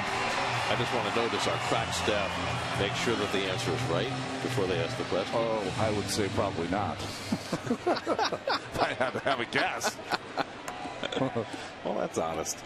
Here's Murphy, who's 0 for 2. Flight out to left, flight out to center.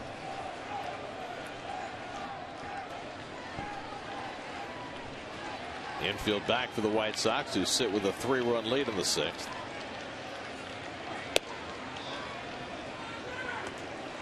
A rare first pitch ball from Peavy. He's been getting ahead all night. David Wright on deck. So with all the first pitch strikes that Peavy has thrown, how many first pitches have the Mets put in play? The answer, 2. The major league average on first pitches is 333. If you get a first pitch fastball to hit, it's often the best pitch that you're going to get. Peavy now behind on Murphy 2-0 with Wright on deck. And a curveball in for a strike, 2-1. Boy, that's the epitome of major league pitching, isn't it? Right there, get behind 2-0, and the good pitchers are able to kind of just spin that ball in the strike zone. Hitter's got to take it. Off the end of the bat, Bird has to hold. Gillespie throws out Murphy, 2 away.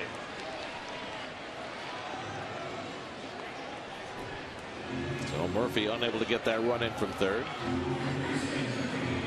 2 out, David Wright coming up. Let's check in with Brian Custer for this game break.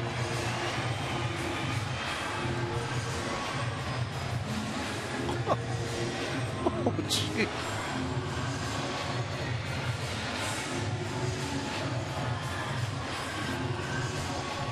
Was that our Andres Torres?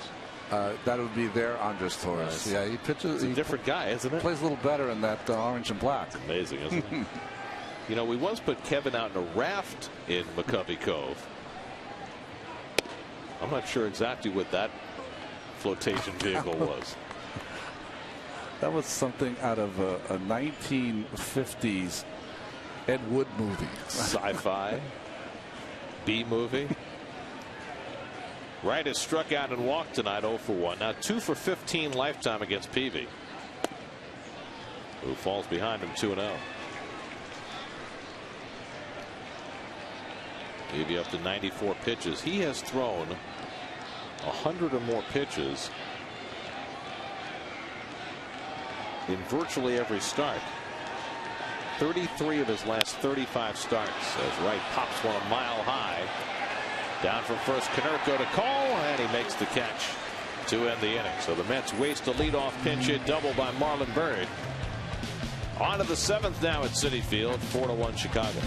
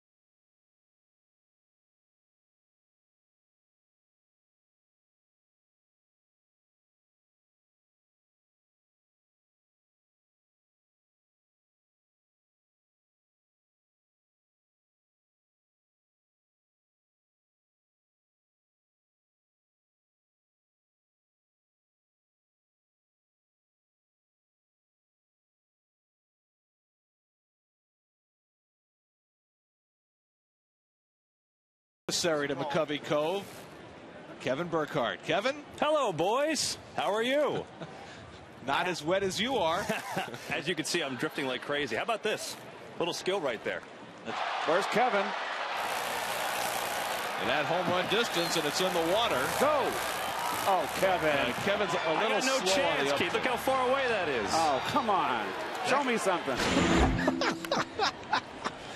That was back in Kevin's rookie season. If I'm not mistaken, I think I knew the guy that had the kayaks that Kevin ended up being on. That's one of my best memories of the entire thing. That was great. The proposition was raised about putting Kevin in the kayak, and you immediately said, oh, I know the guy who rents the kayaks. What? You what? Scott Atchison on to pitch to Alejandro De Aza, and he hits one out to left field. Duda drifts back to grab it, and De Aza's retired for the first time tonight. Ronnie, you've done a lot of amazing things since I've worked with you, but that was an all-timer. I mean, I'm talking on the plane ride out to San Francisco with Greg Picker, our producer, about the idea. And I believe you were sitting behind us and just popped in. Oh, I know the guy that does the kayaks out there. And sure enough, we show up. Oh, Ronnie sent us. Oh, sure. I got your kayak over here, and John's going to be your guy to get out there. It's unbelievable. One of the great hookups of all time. I mean, who knows the kayak guy? I was just happy that, you know, this was early in your career, Kevin, and I was happy we didn't lose you that night. Gary, I was worried about two things.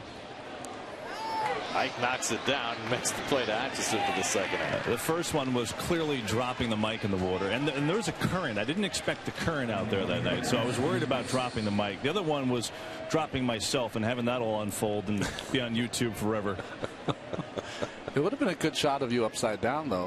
It would have been good. By the way, how about the golf green behind me in that initial shot? Did you like that? I remember that. That guy had the two like forklift crates that he put a putting green on out there. Well, that experience at that ballpark has become second to none, hasn't it? Yeah, it's that place is unbelievable. But the kayaks are a lot fewer out there now.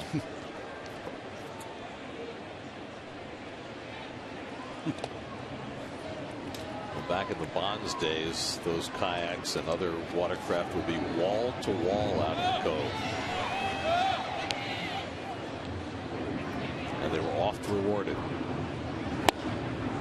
1-2 to Rios, who doubled in a run back in the third inning. It's funny when you watch Rios hit, he kind of has a one kind of approach to hitting. That approach worked. Yeah, likes that ball up in the strike zone. So a 2-out hit for Rios, his second hit of the night, and hit number 9 for the White Sox. So Jeremy Hefner went 6 innings. He allowed 4 runs, 8 hits, an intentional walk, and 5 strikeouts. Scott Rice staying hydrated in the Mets bullpen. There's Connor Gillespie, who had a 2-run pop-up double that really was the crowning blow on Hefner's night. That came in the third inning when the White Sox put together 4 straight hits, only one of which was struck well.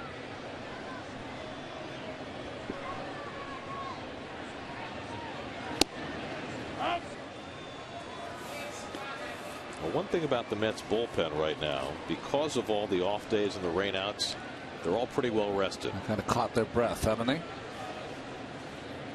Atchison pitched Sunday in Atlanta, faced 2 batters, threw 4 pitches, got 3 outs. That's high efficiency. Head on Gillespie, 0-2.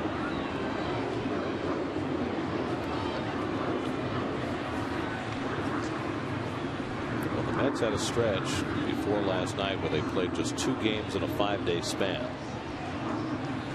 Now the off days are going to be few and far between, barring more bad weather. Well, it didn't look very good this morning, didn't it? Some bad rain. And some downpours. I got caught in one of those downpours in the city this afternoon. You know the game that they called in Atlanta on Saturday? They called it at 2 o'clock. Did it rain that entire day and night? Yeah. And the forecast was one of those ominous 100% all night kind of thing. Yeah. Here's the 1-2 from Atchison, the breaking ball in the dirt. 2-2 to Gillespie. Gillespie, former #1 draft pick by the Giants. He was in their system for about 5 years, and the Giants finally decided that his time had passed, and they traded him right at the beginning of spring training this year. Got a minor league pitcher in the deal, and the White Sox, with a need for a left-hand bat on the infield, snatched him up, and so far so good. Runner goes, grounded through the hole, a base hit for Gillespie. Rios took a great break off first, goes first to third.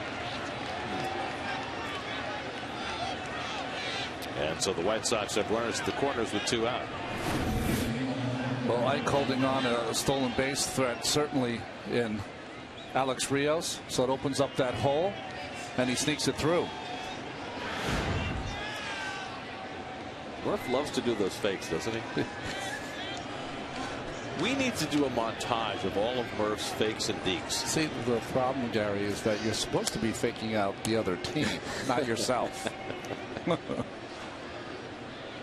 I find it entertaining. Yeah. Much Murph. Oh, Rios is running. That's the break he got. That was half-hearted, though. It's Konerko, and he takes a strike.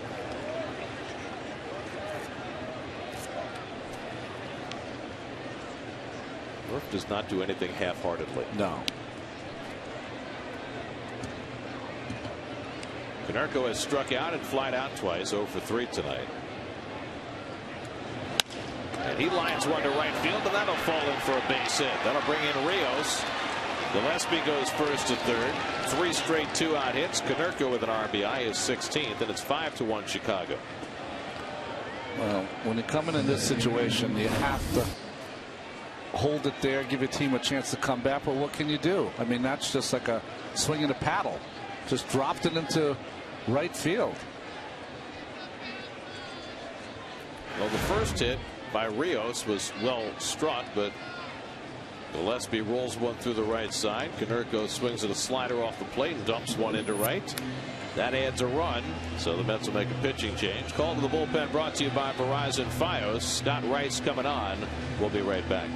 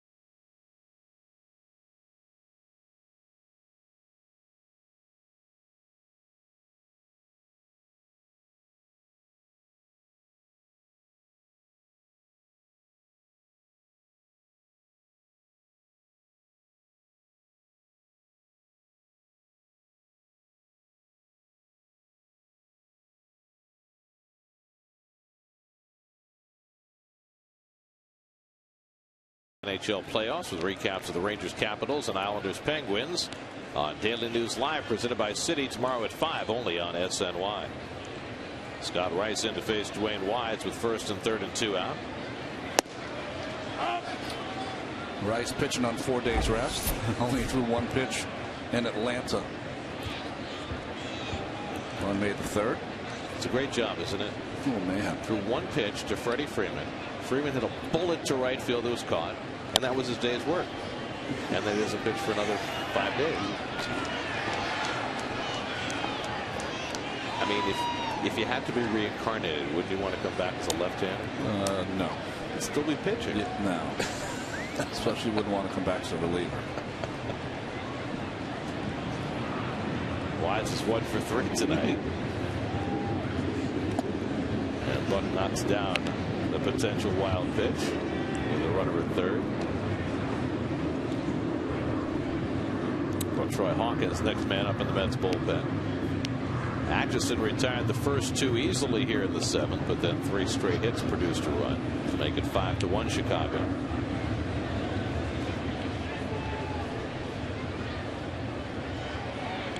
And another one. Boy, what a good stop there by Buck. I mean, that ball was thrown about 55 feet.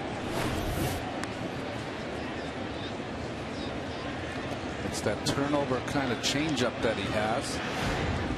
And just perfect form by Buck.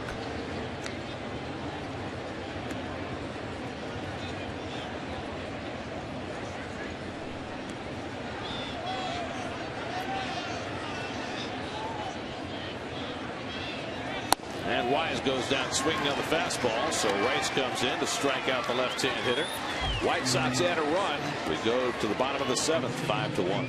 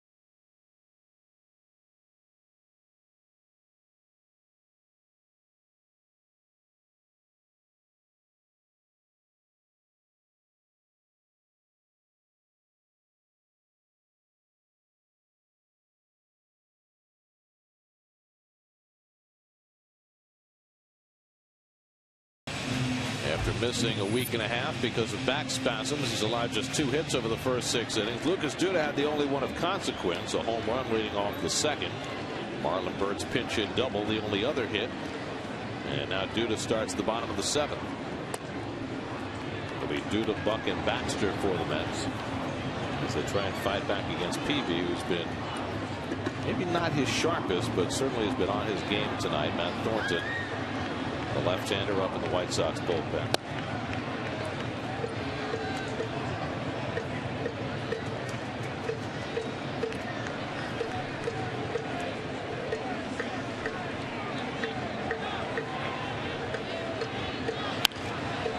Duda fights it off. 2-1.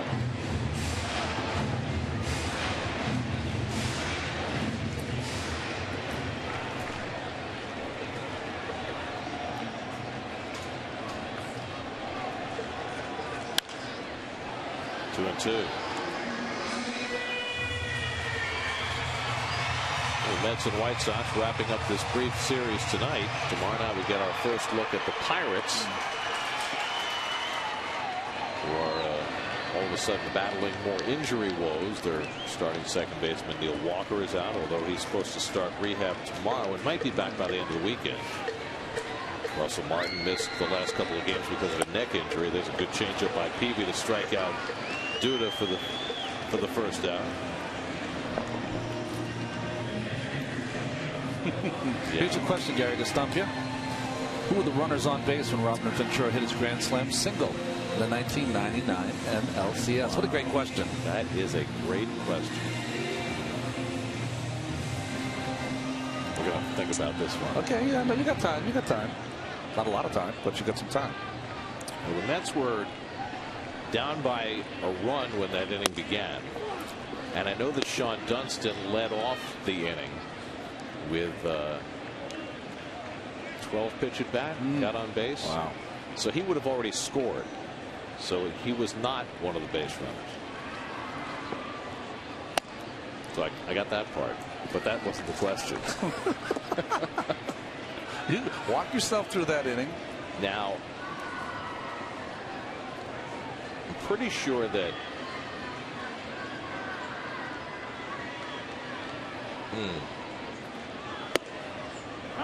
Todd Pratt drew the walk that tied the game.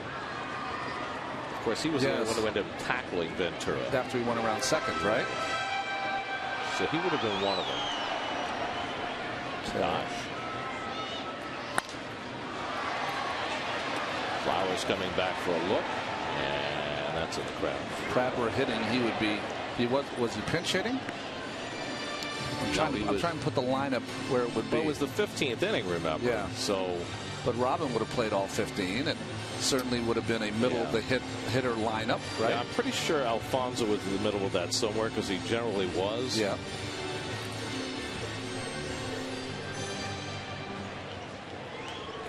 This is still the other side of the moon kind of years for me, so I can't help you.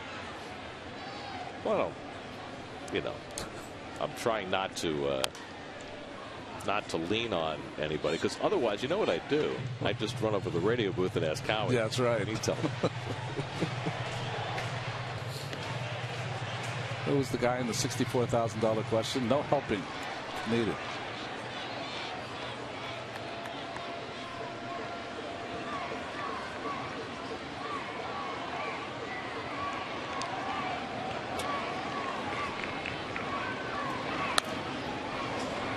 Still 2-2 to Buck. How long do I have to ascertain? I would say, next half inning. We've been given the word by the producer, Greg Picker. Yes, so.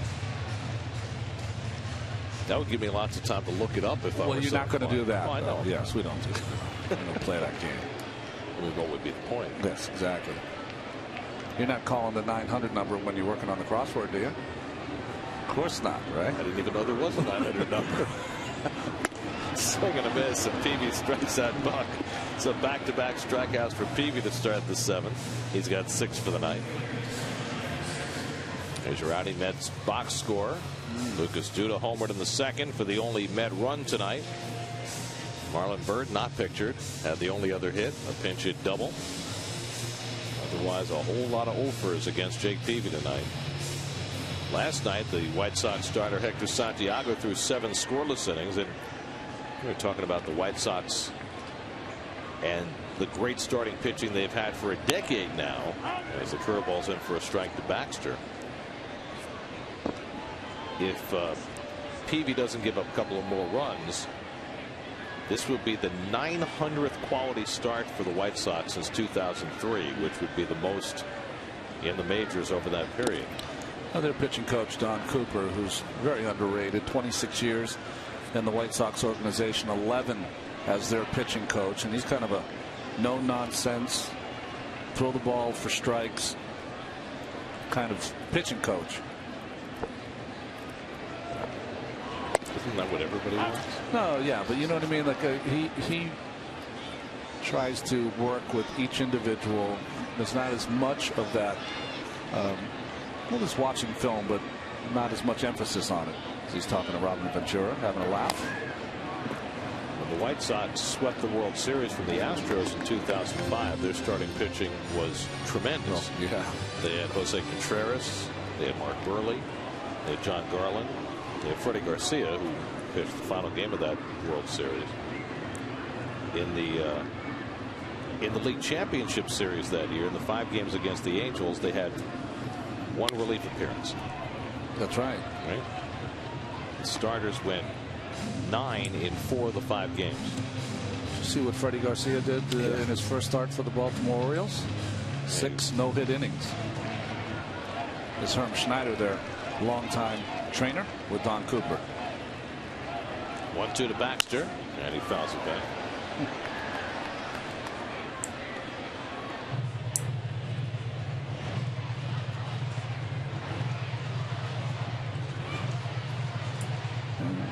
Lots of smiles when it's 5-1.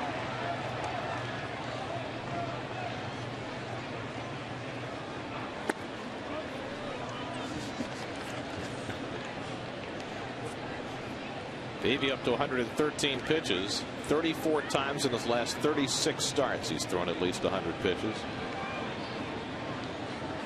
That's a workhorse. Toward the middle of the diamond.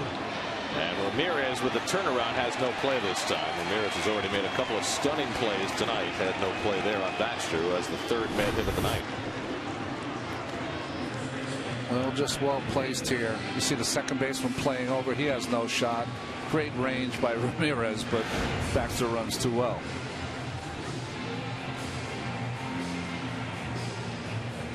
Well, here comes Robin Ventura, and so that's going to be all for Peavy. He's got the left-hander Thornton up in the bullpen. He's going to make a double switch here and bring in Thornton to face Ike Davis. So 114 pitches for Peavy after getting scratched a couple of times in the last week because of back spasms. Enough for him tonight. A well-pitched game by Peavy, and now the White Sox go to the bullpen. 5-1. We'll be right back.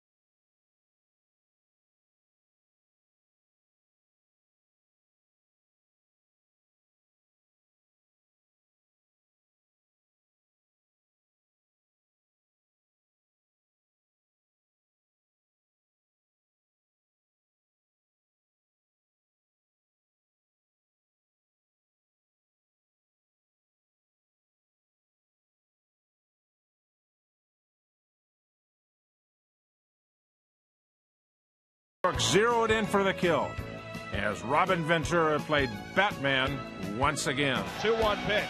The drive in the air to deep right field. That ball headed toward the wall. That ball is out of here! Out of here! A game-winning grand slam home run off the bat of Robin Ventura. All right, so that was the grand slam. That's got to help there. It didn't really help. No? Because the only guy you can see in there is the one guy I knew. But I was saying process of elimination. There were people coming off the bench. All right, well, Pratt was the runner at first. Okay. I did know that. All right. The other two, I'm guessing, only because I'm guessing. It's like Davis fouls it off against Matt Thornton. I'd say Alfonso and Olerud. Okay. Okay. But that's a pure guess. There's the veteran Matt Thornton's numbers, 36 years old. Hard-throwing left-hander. And Jordan Danks in to play center. He'll bat ninth. Davis is 0 for 2. Hit one to the center field fence and struck out in his 2 at-bats. And takes that heater outside. All right, so how wrong was I? I think you got it right. No. I think you got it right. Nope. Off by 1. Oh, Cedeno. Not Alfonso. Not Alfonso. Okay. All right. 2 out of 3 ain't bad. Thornton handles the comebacker and makes the toss to get Davis. And that retires the side. Mets leave 1 in the bottom of the 7th. On to the 8th, 5-1 Chicago.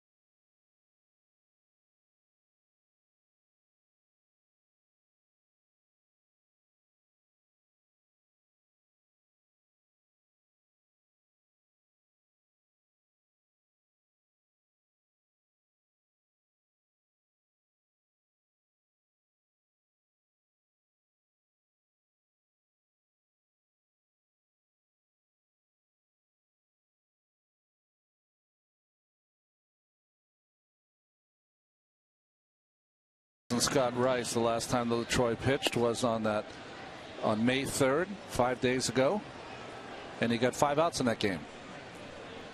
Things have been getting better for LaTroy after a slow start to his season. Lower third of the order, Tyler Green, Tyler Flowers, and not Tyler, Jordan Danks, the 3 men scheduled up for the White Sox. Chicago 5 runs, 11 hits. The Mets 1 run and 3 hits. Anyway, going back to that grand slam single, here's how the inning went, which now we've looked up. Sean Dunston, 12 pitch at bat, led off with a single. Matt Franco walked, and then Cedeno pinch ran for Franco. So that's how he ended up at third base. Fonzie was up next. Alfonso sacrificed. Imagine that. Wow. Then they intentionally walked Olerud. Pratt walked with the bases loaded to force in the tying run, and then Ventura hit the ball over the fence. Didn't you tell me that Matt Franco could walk with the best of them? He was the greatest pinch hit walker. In fact, I think he set the record for pinch hit walks in a season. Really? I think he had 20 or 21. I mean, you talk about your obscure records. I mean, most pinch hitters go up there looking for the first pitch to hack. That's but right. Franco had that knack. Now, you asked me the other piece of the trivia question about that. You wanted to know who the pitcher was. And he was the rather obscure right-hander Kevin McGlinchey, who threw the pitch. By that time, you're in what, the 15th inning? You know who pitched great in that game for the Mets? Well, a lot of people did because they used 9 pitchers. But Kenny Rogers, who would later be vilified for issuing the bases loaded walk in Game 6 that lost the series. But the other guy who pitched brilliantly in that game, and he was a rookie that season, and he's only lasted forever since, is Octavio Dotel. It's funny we would get that and still pitching. It's funny that we would get that trivia question because you and I were talking before the game about Roger Cedeno, remember? Right. And how he had such a good year that year. And the fact that Ricky Henderson was a great mentor for Cedeno that year. And it's probably the best year that Roger ever had. Probably the first time Ricky's ever been used with the word mentor in the same sentence. Green hits one toward the right field line, but that's where Baxter's playing. And that's the first out.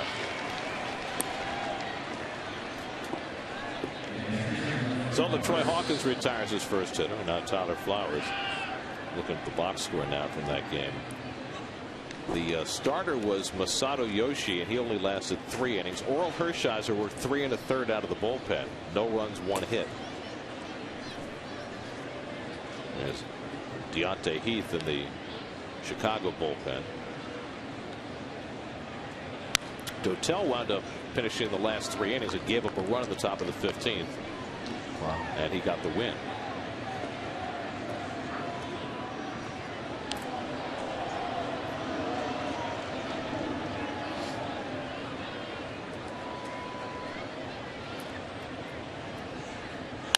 Flowers bounces one down to third. Right makes the long throw on the hop, and safe at first is Flowers. So the catcher Flowers beats out the infield hit. Well, that's the not knowing who's running. David took way too long, and Flowers, who runs really well for a catcher, hustles down that line and gets himself a base hit. That's something we would see from David 2 or 3 seasons ago routinely that he usually does not do anymore. The glove tap. Yep. Here's Jordan Danks, who came in on the double switch, appeared last night and was the 11th strikeout victim for Matt Harvey. The day before yesterday, he had an 11th inning home run to win a game in Kansas City.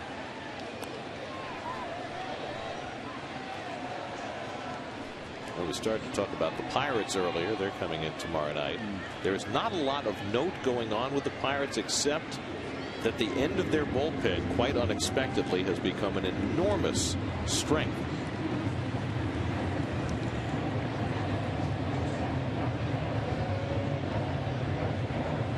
They installed Jason Grilli as their closer this year. He's been untouchable, and Mark Melancon, the former Yankee, has been just as good as the 8th inning guy. Yankee and struggled, Mark Melancon, when he was in Boston, but he's turned it around.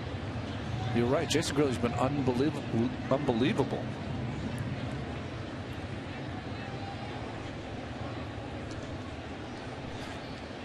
These are Jason Grilli's numbers. 14 innings, 7 hits, 4 walks, 23 strikeouts. 0.64 ERA. You got some nice young players to watch in Pittsburgh, right? As they are growing. Starling Marte in left field. McCutcheon, one of the best players in the game, playing center. But Troy Hawkins strikes out Jordan Danks for the second out. And Melanson hasn't walked anybody. Wow. No walks in 17 innings. Those are the pitching matchups. Saturday is going to be Francisco Liriano. He's coming back from a broken non-pitching arm to make his first start for the Pirates. So that's 3 lefties, Locke, Rodriguez, and Liriano, that the Mets will face in that series. And then Jeanmar Gomez taking the spot of James McDonald, who just went on the disabled list on Sunday. So the Mets will miss A.J. Burnett, who pitched well today and lost in a matchup against Felix Hernandez and the Mariners. And A.J. has been their best pitcher by far. Ever since he's gone over there. McDonald had a nice first half last year. Alejandro De Aza, big night tonight for the White Sox. 3 for 4, led off the game with a home run. Got a 3-run rally started with a bunt single in the 3rd. And then singled to center and stole a base in the 5th. It was fascinating watching an interview with A.J. Burnett during the Pirates nationally televised game on Saturday, and the notion that A.J. is now a leader on that team, considered by many players on that young team to be the leader. Jesse Crane gets up alongside Deontay Heath for the White Sox. You know what was interesting about that interview is I thought A.J. was very honest. He said, you know, I didn't always get out of my own way early in my career, and you know, I'm trying to be better. And by extension saying, look, I did a lot of things that I shouldn't have done, and I'm trying to teach these guys not to do the things I did. Wow. A parental moment. Yeah, we've all been there.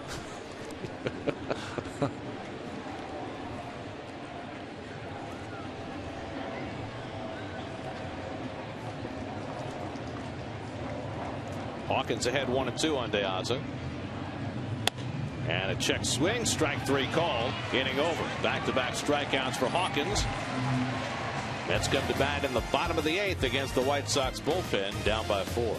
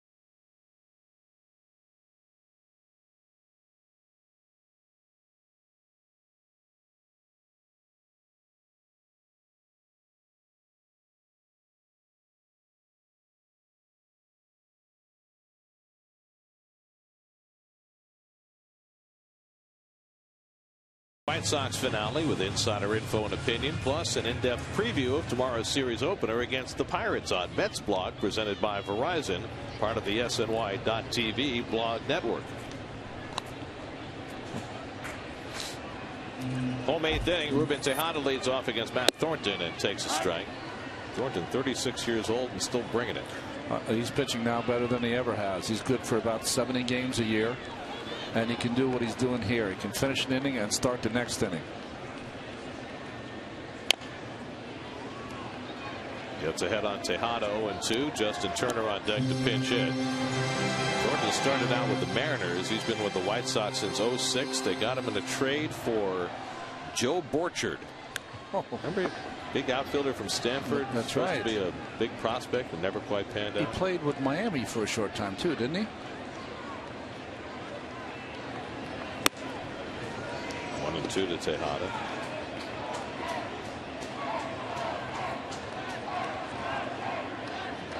Jerry's Familia gets up in the Mets bullpen.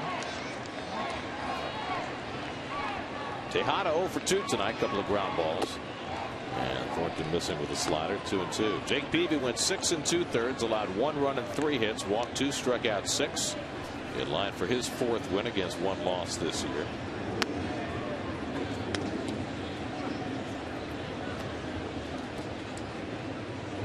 Jeremy Hefner didn't give up much hard hit tonight, and yet he's on the short end of this 5-1 score.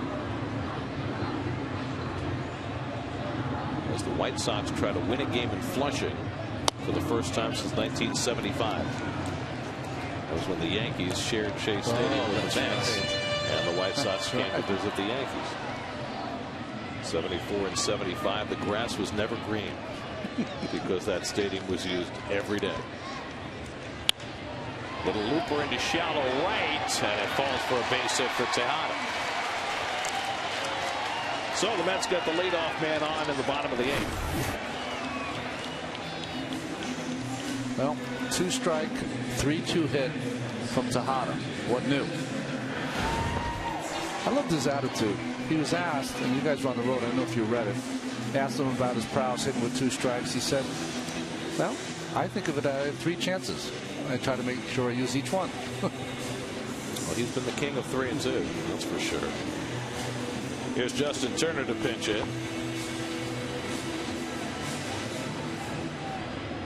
When you last saw Justin, he was drawing a bases loaded walk as a pinch hitter in Atlanta.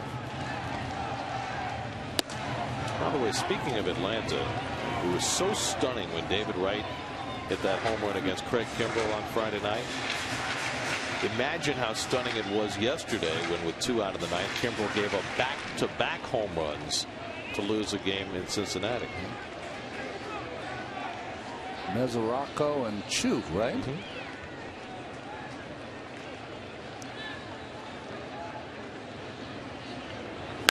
Get the other way, a base hit for Turner. Tejada will go first to third. Turner stumbles coming around first, takes a header, and has to go back to first base. Meanwhile, Tejada races around to score. So it's an RBI single for Turner, who is shaken up after going down hard between first and second. Well, nice hitting. We see this by Turner all the time, going the other way. Rios, a little lackadaisical there in right field, finally gets it in. By that time, Tejada scores. Watch him going around the base. Remember last year he hurt himself running the bases too, and just catches the edge of the bag, starts to lose it, goes down and hustles back to first.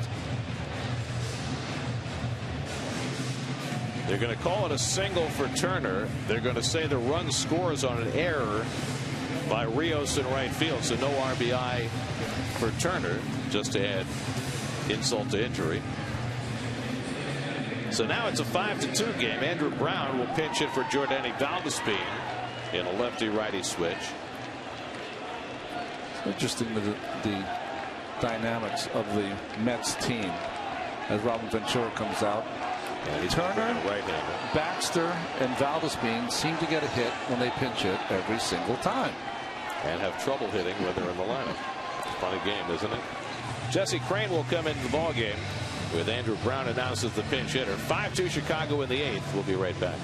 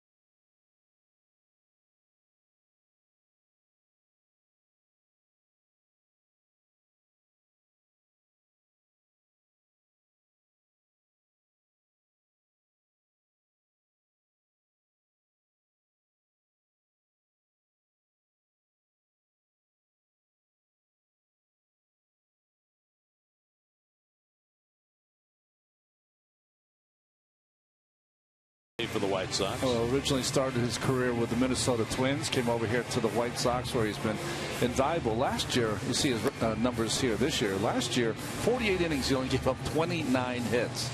Made 11 straight scoreless appearances coming into this game. Andrew Brown was announced as the pinch hitter for Valdespin. Brown, who started last night in right field and went 0 for 2, looking for his first hit as a Met. Mets have a run home here in the 8th. A base hit by Tejada, a pinch single by Turner. Run scoring on an error by the right fielder Rios. So the Mets need one more base runner to get the tying run to the plate in the 8th, with Murphy and Wright up next. So a big chance for Brown to contribute here against 31-year-old Jesse Crain. And Crain starts him off with a slider for a strike. Now Thornton faced 3 batters, got Davis on a comebacker to start the 7th, but then gave up 2 straight hits to start this 8th. While the White Sox starters have been outstanding this year, the bullpen's been a little shakier.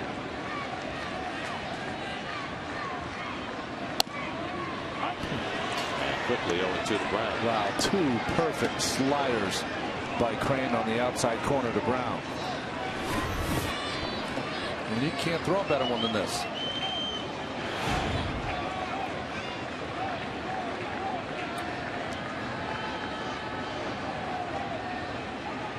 Follows that up with a fastball, and Brown has no chance. 3 pitches, and Brown is out for the first out of the inning. A good sequence of pitches there by Crain. He didn't miss his spot. 2 sliders on the black, and upstairs with the fastball. So 1 out. Turner still at first, and now Daniel Murphy is 0 for 3 tonight. Flied out twice and grounded out the 3rd his last time up.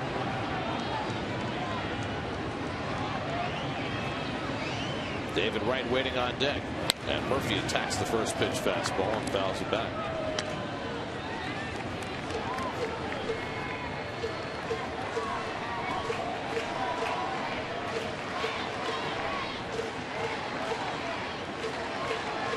Brandon Lyon joins J. Reese Familia in the Mets bullpen as the Mets try and rally here in the bottom of the 8th. And the curveball bounced foul, and a 2-strike count to Murphy.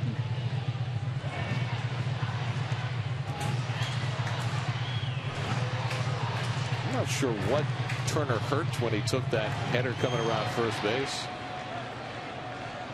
but he appears to be okay. He's had some injury misadventures on the bases before. Murphy leans back. Did you hear Murph from vocal? Ooh, because that ball was head high. That's all.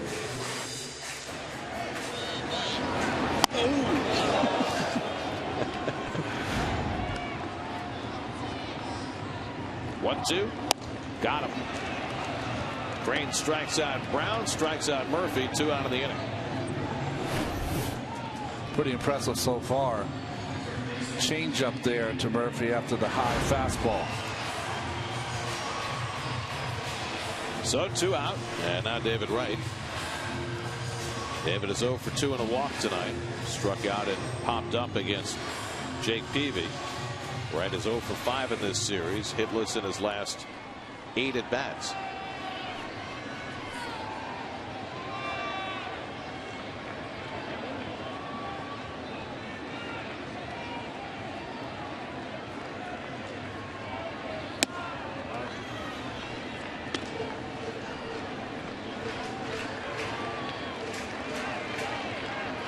Lucas Duda would be next.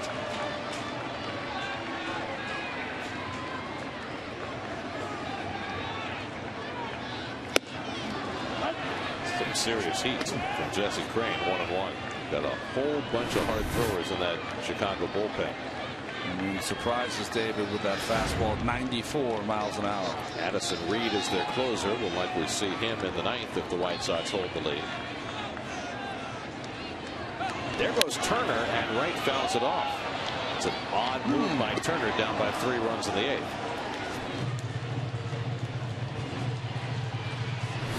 It has to be one of those where he's not paying attention to Turner, but still My thought is this: that's just a gamble that I wouldn't want to take. You got your hitter up that can hit a 2-run home run at any time with 2 outs, catch you back into this game. Now Crane ahead 1-2 on right. That one sits high, 2-2.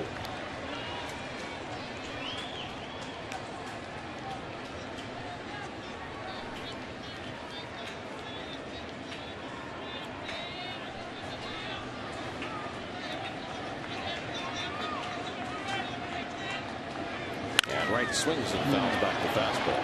Pretty good cut at that. He's getting a much better cut of that fastball up in the strike zone, haven't he? Bringing back to mind what you mentioned earlier about the Kimbrel home run. The 464-foot to right center Kimbrel home run.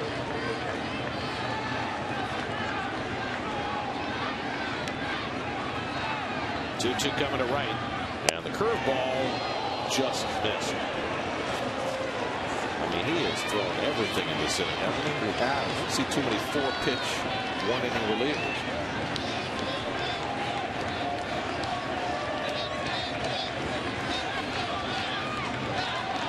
Now Turner will be running.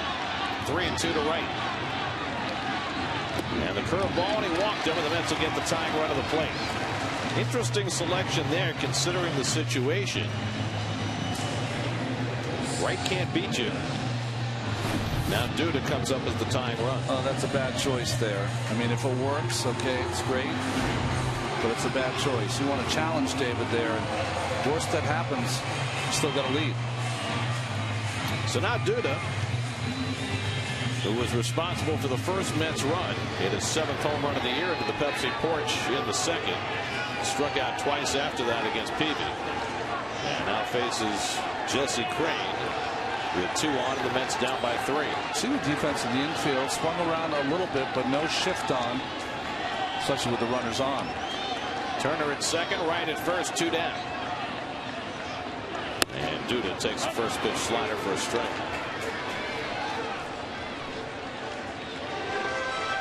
Lucas has already had two home run games this season.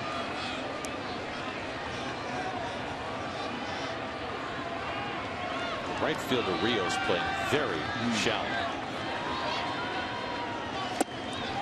There's a good slider, and it's 0-2. It's like they all have different charts, right? When you look at the outfield. In the left, Deaza has an accurate arm. In middle, Jordan Danks does not have the arm of Dwayne Wise, and in Alex Rios, 79 assists. 3rd amongst active outfielders. In part because he does play so shallow. 0-2 to Duda. He takes the fastball high, but I don't think we've ever seen a right fielder play this shallow against Lucas Duda.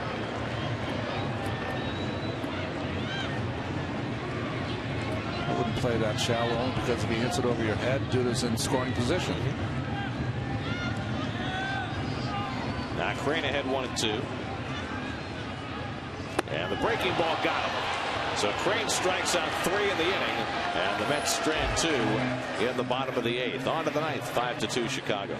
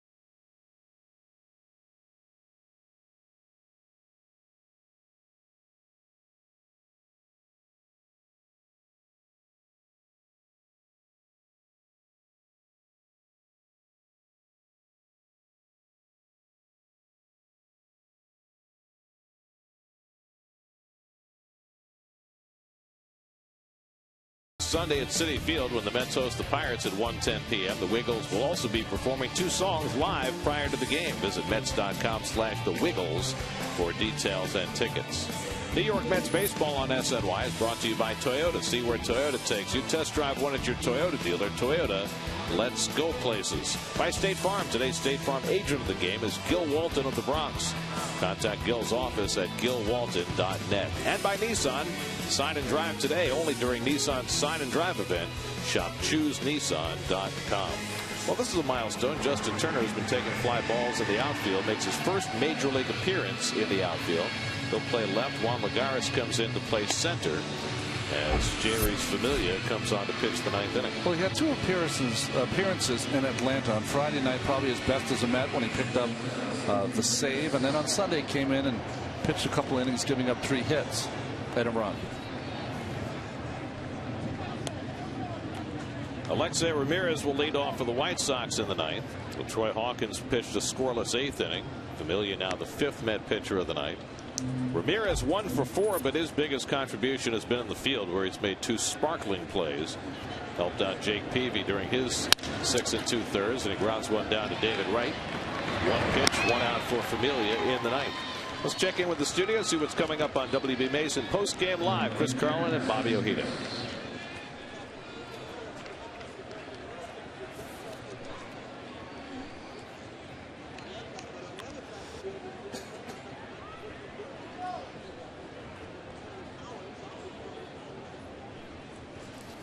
All right, we'll see you guys later. Here's Alex Rios, who's 2 for 4 on the night, a single and a double. He's driven a run and scored 2.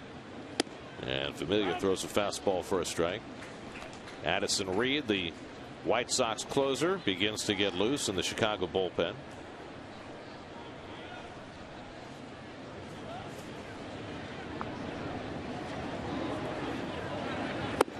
If you are keeping a scorecard, and I know you are. Yes. Turner, of course, in the game batting 9th. Lagares bats first, and the pitcher is in the 4-hole. Interesting seeing Turner in the outfield here. This is something that he's been working toward for a while, trying to enhance his value to this team. This one's driven deep to left. Rios crushing one, and that one nearly made it to the second deck. Alex Rios with his 8th home run of the year to stretch the White Sox lead to 6-2. Rios with a double, a single, and now a home run. A big night for the White Sox right fielder. And the White Sox again have a 4-run lead.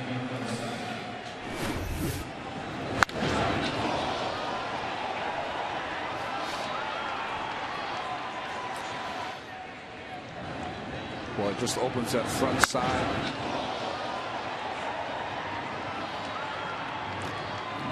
I wasn't believe it. I will tell you though, I got to learn real fast that you don't have to watch those. It's important never to watch those. Not when they sound like that. The echo's enough. Connor Gillespie's 2 for 4, single, a double, 2 RBIs. The White Sox now with 6 runs and 13 hits. The Mets 2 runs and 5 hits. 2 home runs for Chicago tonight. De Aza led off the game with a home run, and now Rios in the 9th. Familia misses with a fastball, and it's 2-0.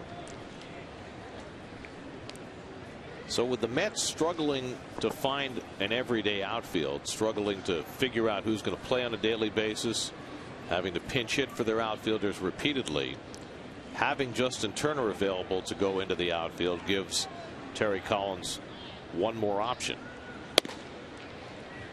And when Turner's been in the lineup this year, he has been productive.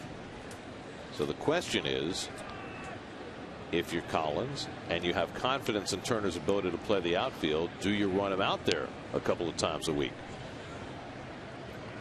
Well, you'd like to try to find a place for his bat, especially now the Mets offense struggling a little. 1 run in 10 innings yesterday and only 2 on the board tonight.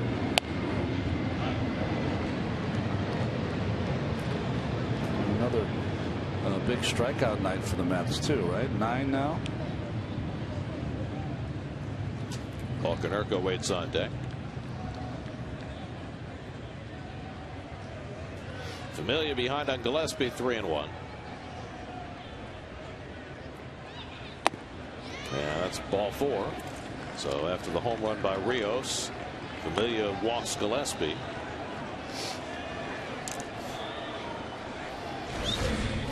SNY Super Slow Motion is brought to you by your Mercedes-Benz Tri-State dealers. Visit them on the web at searchmercedes.com.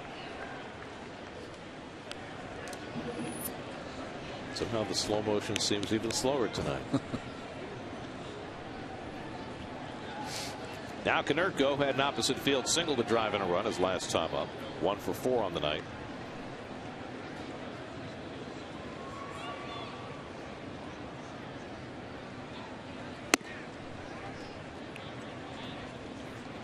Pitcher is due up next, and Casper Wells is out on deck. Excuse me, Ron. Sorry about that, Gary. I was just saying that John Buck's going out to talk to his young right-hander, who now, post giving up that home run, now has lost the strike zone.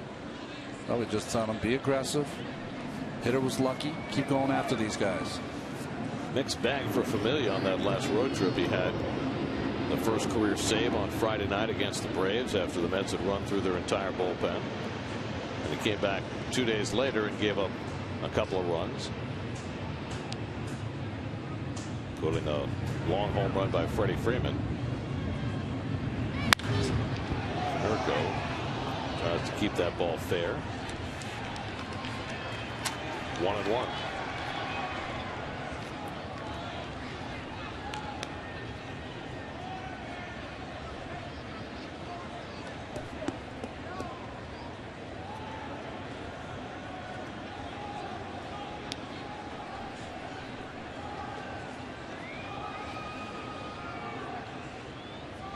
They're trying to get a ground ball from Konerko.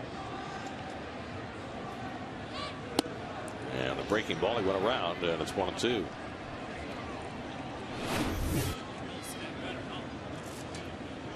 Boy, that's good breaking ball there by Familia.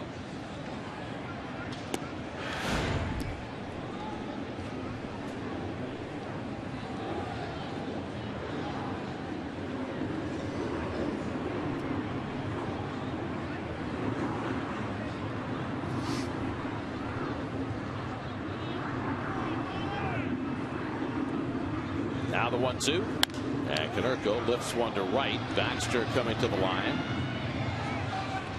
and right up against the sidewall to make the catch. That's the second out of the inning. Geico Sports Night, the only show that's only New York sports tonight. Rangers and Capitals play Game 4. The Knicks get ready for Game 3. Join the conversation. The hashtag SNY Sports Night tonight at 10:30 only on SNY. Now Casper Wells, the well-traveled outfielder, well-traveled just in the last month. Let's see. He was with Seattle to begin the season. Yeah. Taken on waivers by Toronto. 12 days later, purchased by Oakland. And then a week after that, purchased by the White Sox. So he's been with 4 teams already this year. Wow. Wells pops one up. And Baxter from Whitestone retires Wells from Schenectady, and that retires the side. The home run by Rios makes it 6-2 White Sox going to the bottom of the ninth.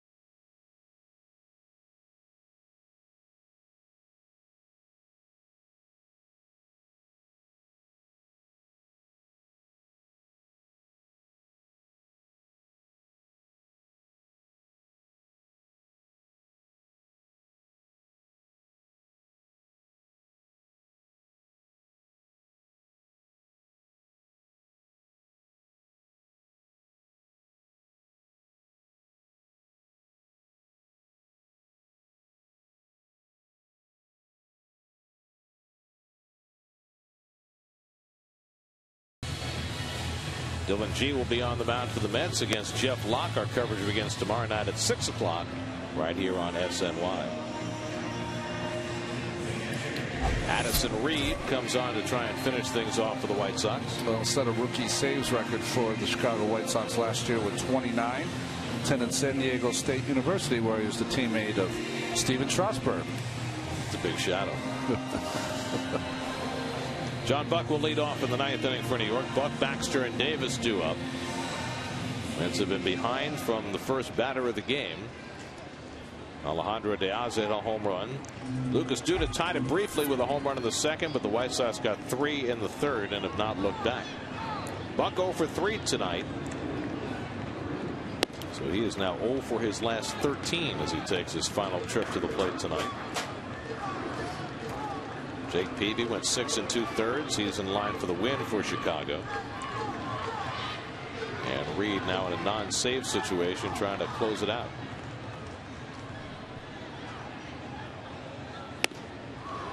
Buck swings at the fastball, 1-1. He's got a lot of late movement, Reed, who kind of throws 3/4, a little crossfire. Mike Baxter on deck. Reed, who grew up in Southern California, big Angels fan. Watched Troy Percival and Frankie Rodriguez as a kid, closing games. There's a good breaking ball, and it's 1-2. It's Francisco Rodriguez, who beat the record of Bobby Thigpen, who had this save record for 18 years with 57. And Thigpen is now the bullpen coach for the White Sox. Thigpen saved those 57 games pitching for Jeff Torborg in 1991. And then the next year, Torborg came and managed the Mets. Thigpen played on that Mississippi State school that had some of the best talent ever on one team. Will Clark and Rafael Palmeiro were his teammates. Jeff Brantley. Yeah, that's right. Cowboy. Now the key to beating the White Sox is make sure that Ken Hawk Harrelson doesn't say put it on the board too many times. If he does, you lose.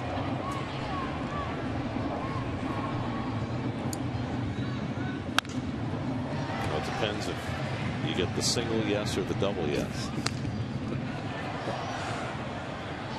People know Hawk now is just the announcer for the White Sox. You forget, for the Red Sox in 68 and 69, he hit 65 home runs. Here's Hawk. Now works with Steve Stone on White Sox TV.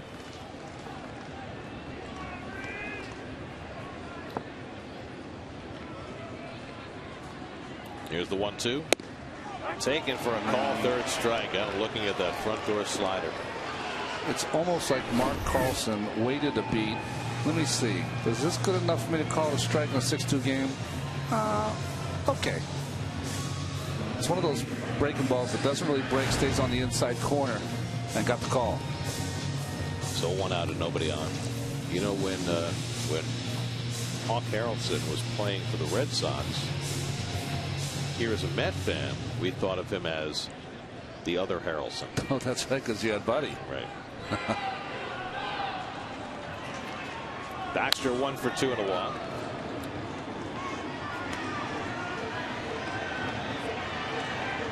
You would never mistake one for the other. No, you wouldn't. Yeah, it's opposite as you can have. I was thinking, you know, after Tony Conigliaro got hurt, the Red Sox were always searching for that right-handed pull hitter that could take advantage of the Green Monster, and Harrelson did it better than most. Remember, Danny Cater was the guy, right? You know. Well, Danny Cater they got for Sparky Lyle. That's right. Not a beloved trade in Boston. Well, you know, Sparky was considered kind of a loose cannon, which he certainly was. But he really blossomed when he got to the Yankees.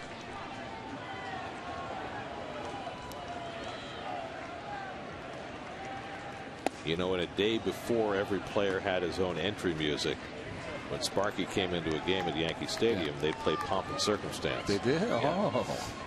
I mean, that was cool. Wow. You better be good. He was. He was. Here's the 1-2. And Baxter takes low, 2-2. You know, he had a year that year by a reliever that people that are new to the game now would find unrecognizable. For innings pitched, appearances, nothing to be brought in the 6th or 7th inning with the bases loaded and go get them. Pitch your 2 2/3. And that's ball 3. I think Sparky is still managing in the Atlantic League in Somerset, isn't he? Like the Blue Sox or whatever they have. Somerset Patriots. Yeah, there you go. Been there for a long time now. 3-2 to Baxter with 1 out. And Reed fires, and Baxter drives one to right center. Danks chasing in the gap. He can't get it, and Baxter can keep on running. And Mike pulls in at third base with a 1-out triple.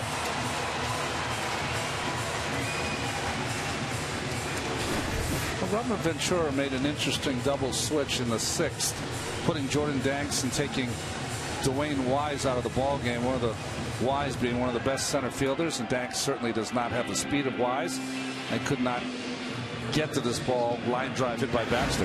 First triple of the year for Baxter, the 4th of his major league career. So the Mets have a 1-out base runner for Ike Davis. Ike is 0 for 3 tonight. He was robbed of an extra base hit by Wise back in the 2nd inning, when Wise, who was playing very shallow, went all the way back to the center field fence to reel in Davis's long drive. Reed throwing a lot of breaking balls, up by 4 runs in the 9th inning. Well, it's that notion of your closers coming in a non-save situation. You never know exactly what you're going to get.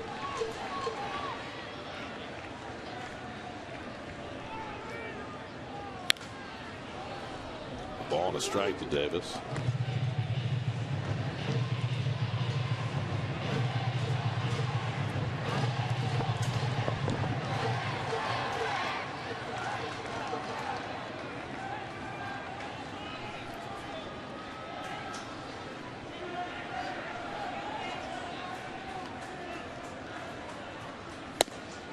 There's a good fastball, and it's 1-2. Ike's latest skid stands at 4 for his last 27. It's been 6 weeks of skids so far for Ike. Ruben Tejada on deck.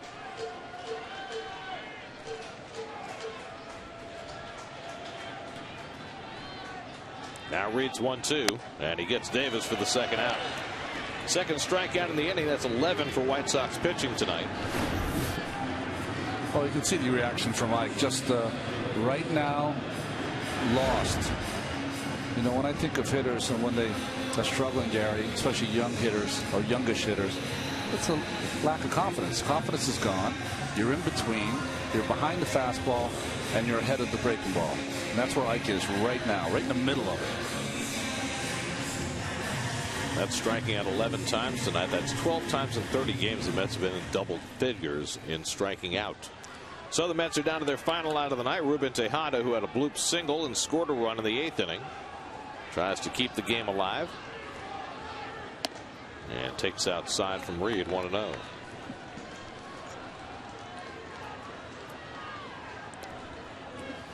Reed has an interesting follow through after he releases the pitches. He kind of skips a little closer to the catcher to catch the return throw.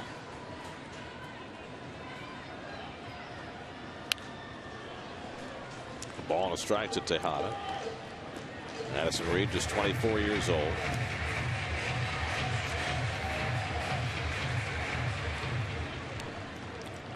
Established himself as the closer last year with the White Sox.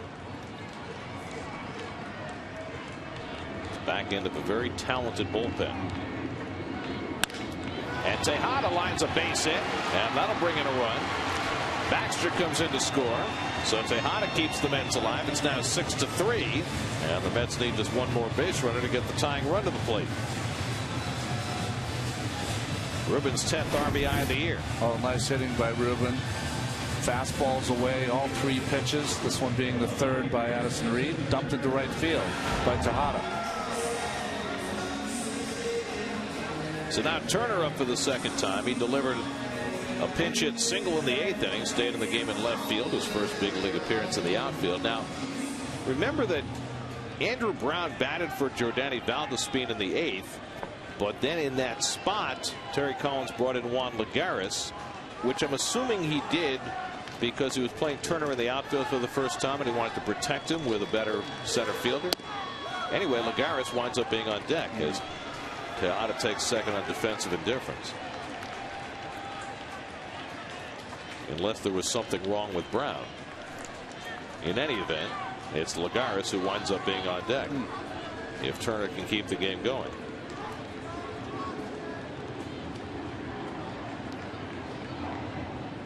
And Justin pulls off that slider, and now Reed is ahead of the count 0-2.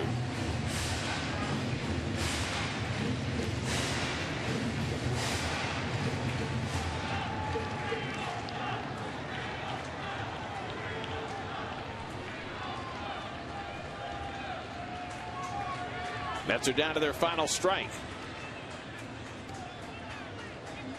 And Turner racks one toward the middle. Ramirez makes the stop from his knees. He makes a poor throw, and everybody's safe. An infield single by Turner keeps the Mets alive, and now the Mets will bring the tying run to bat in the bottom of the ninth. Well, Ramirez has made 2 stunners tonight, but he should have held on to this ball. Well, he's been all over the field. Here doesn't get a grip and just launches that ball to Konerko.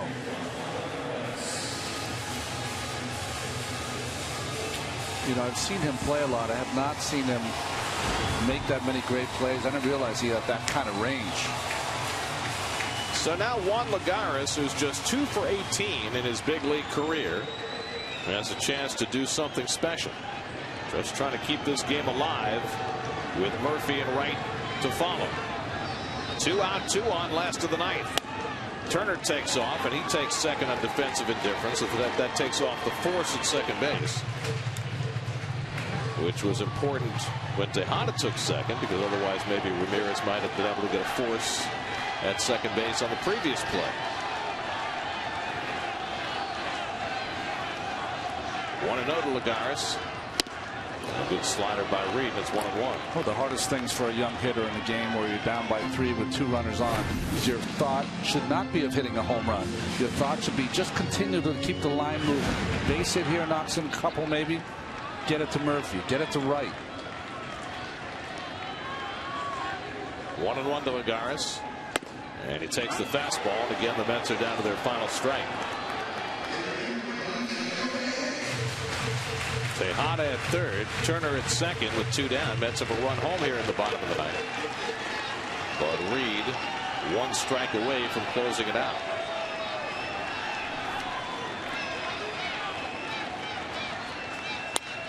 Lagares able to waste away that slider and stay alive.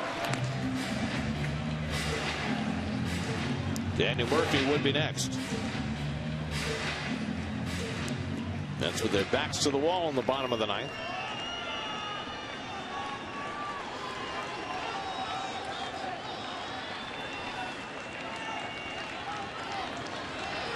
Again, the 1-2. And Lagares goes down on the fastball, and the White Sox win the game to split the 2-game series. Jake Peavy with a great outing, coming off back spasms to go 6 2/3 to get the win. Home runs by De Aza and Rios, and the White Sox win it 6-3. Well, Jeremy Hefner had that tough 3rd inning. Not a lot of balls hit hard that inning, but still gave up 3 runs. The Mets struck out 12 times in the ball game, and Ventura gets a win here in Flushing.